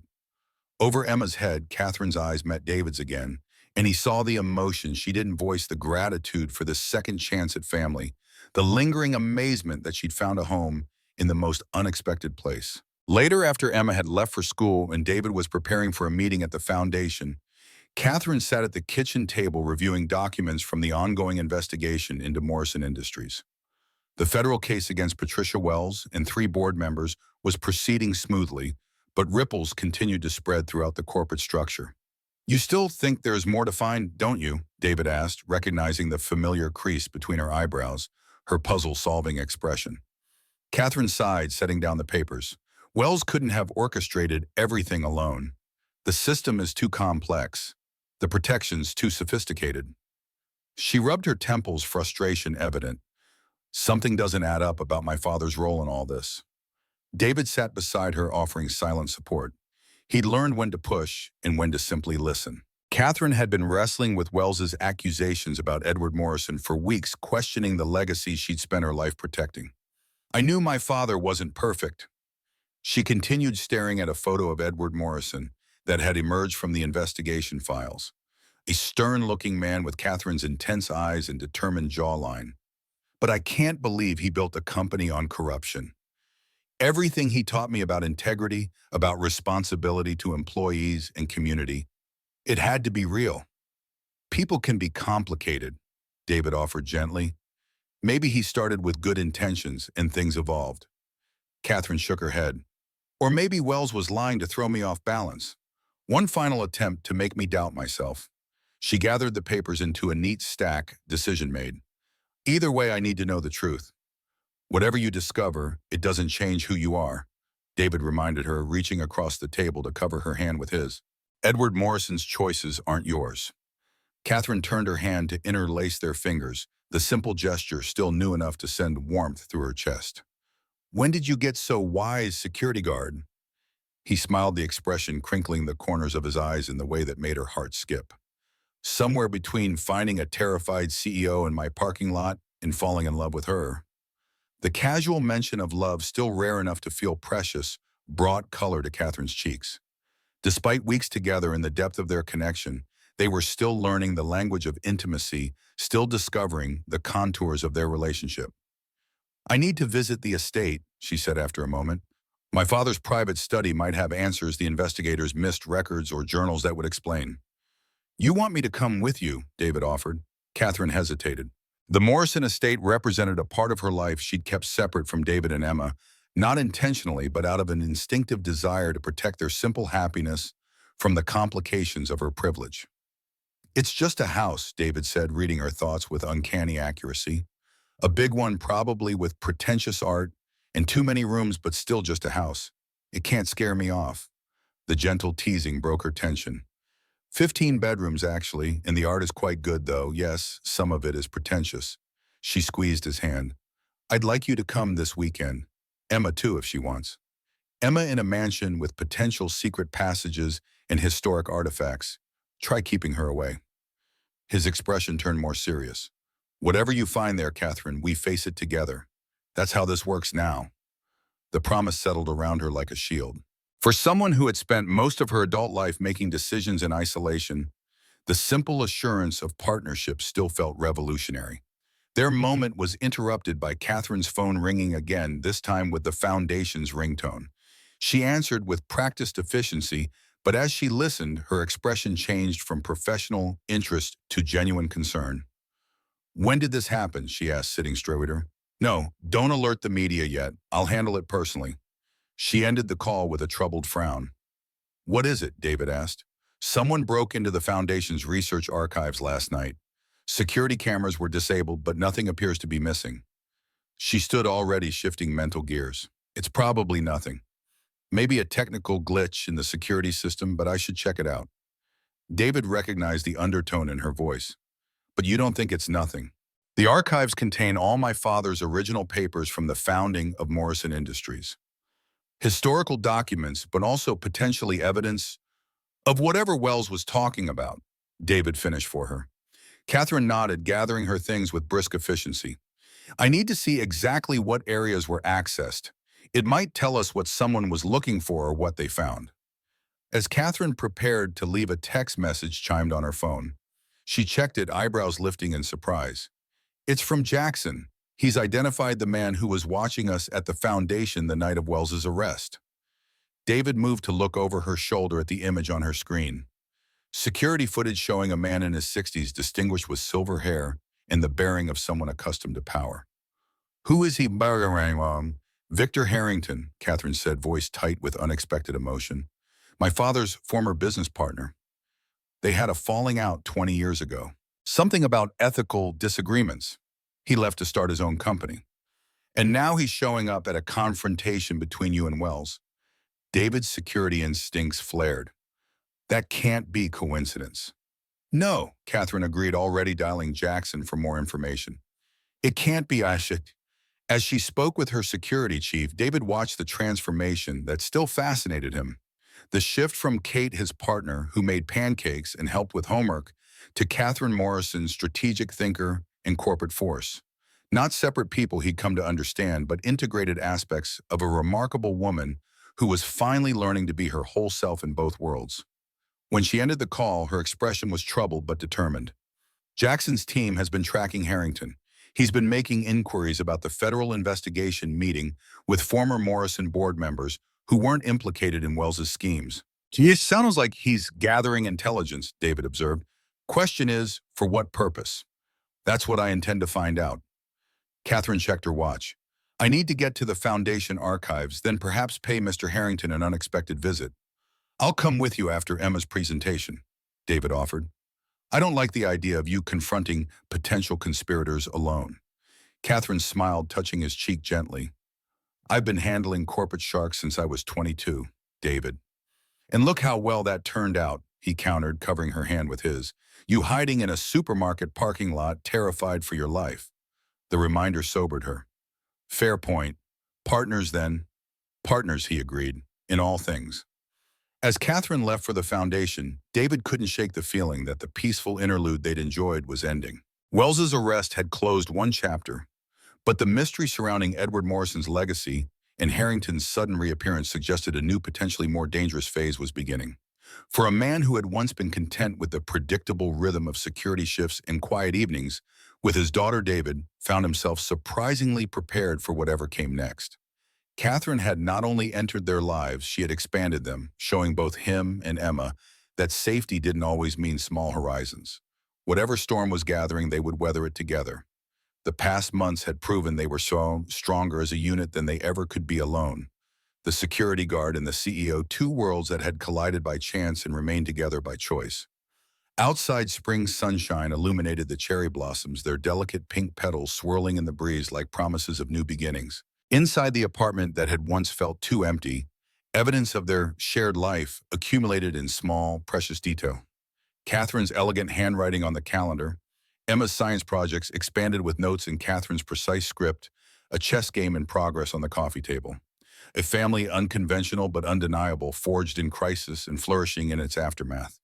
Whatever secrets Harrington and the archives might hold, whatever complications the future might bring, they would face them the way they had faced everything else since that rainy night behind a discount supermarket. Together.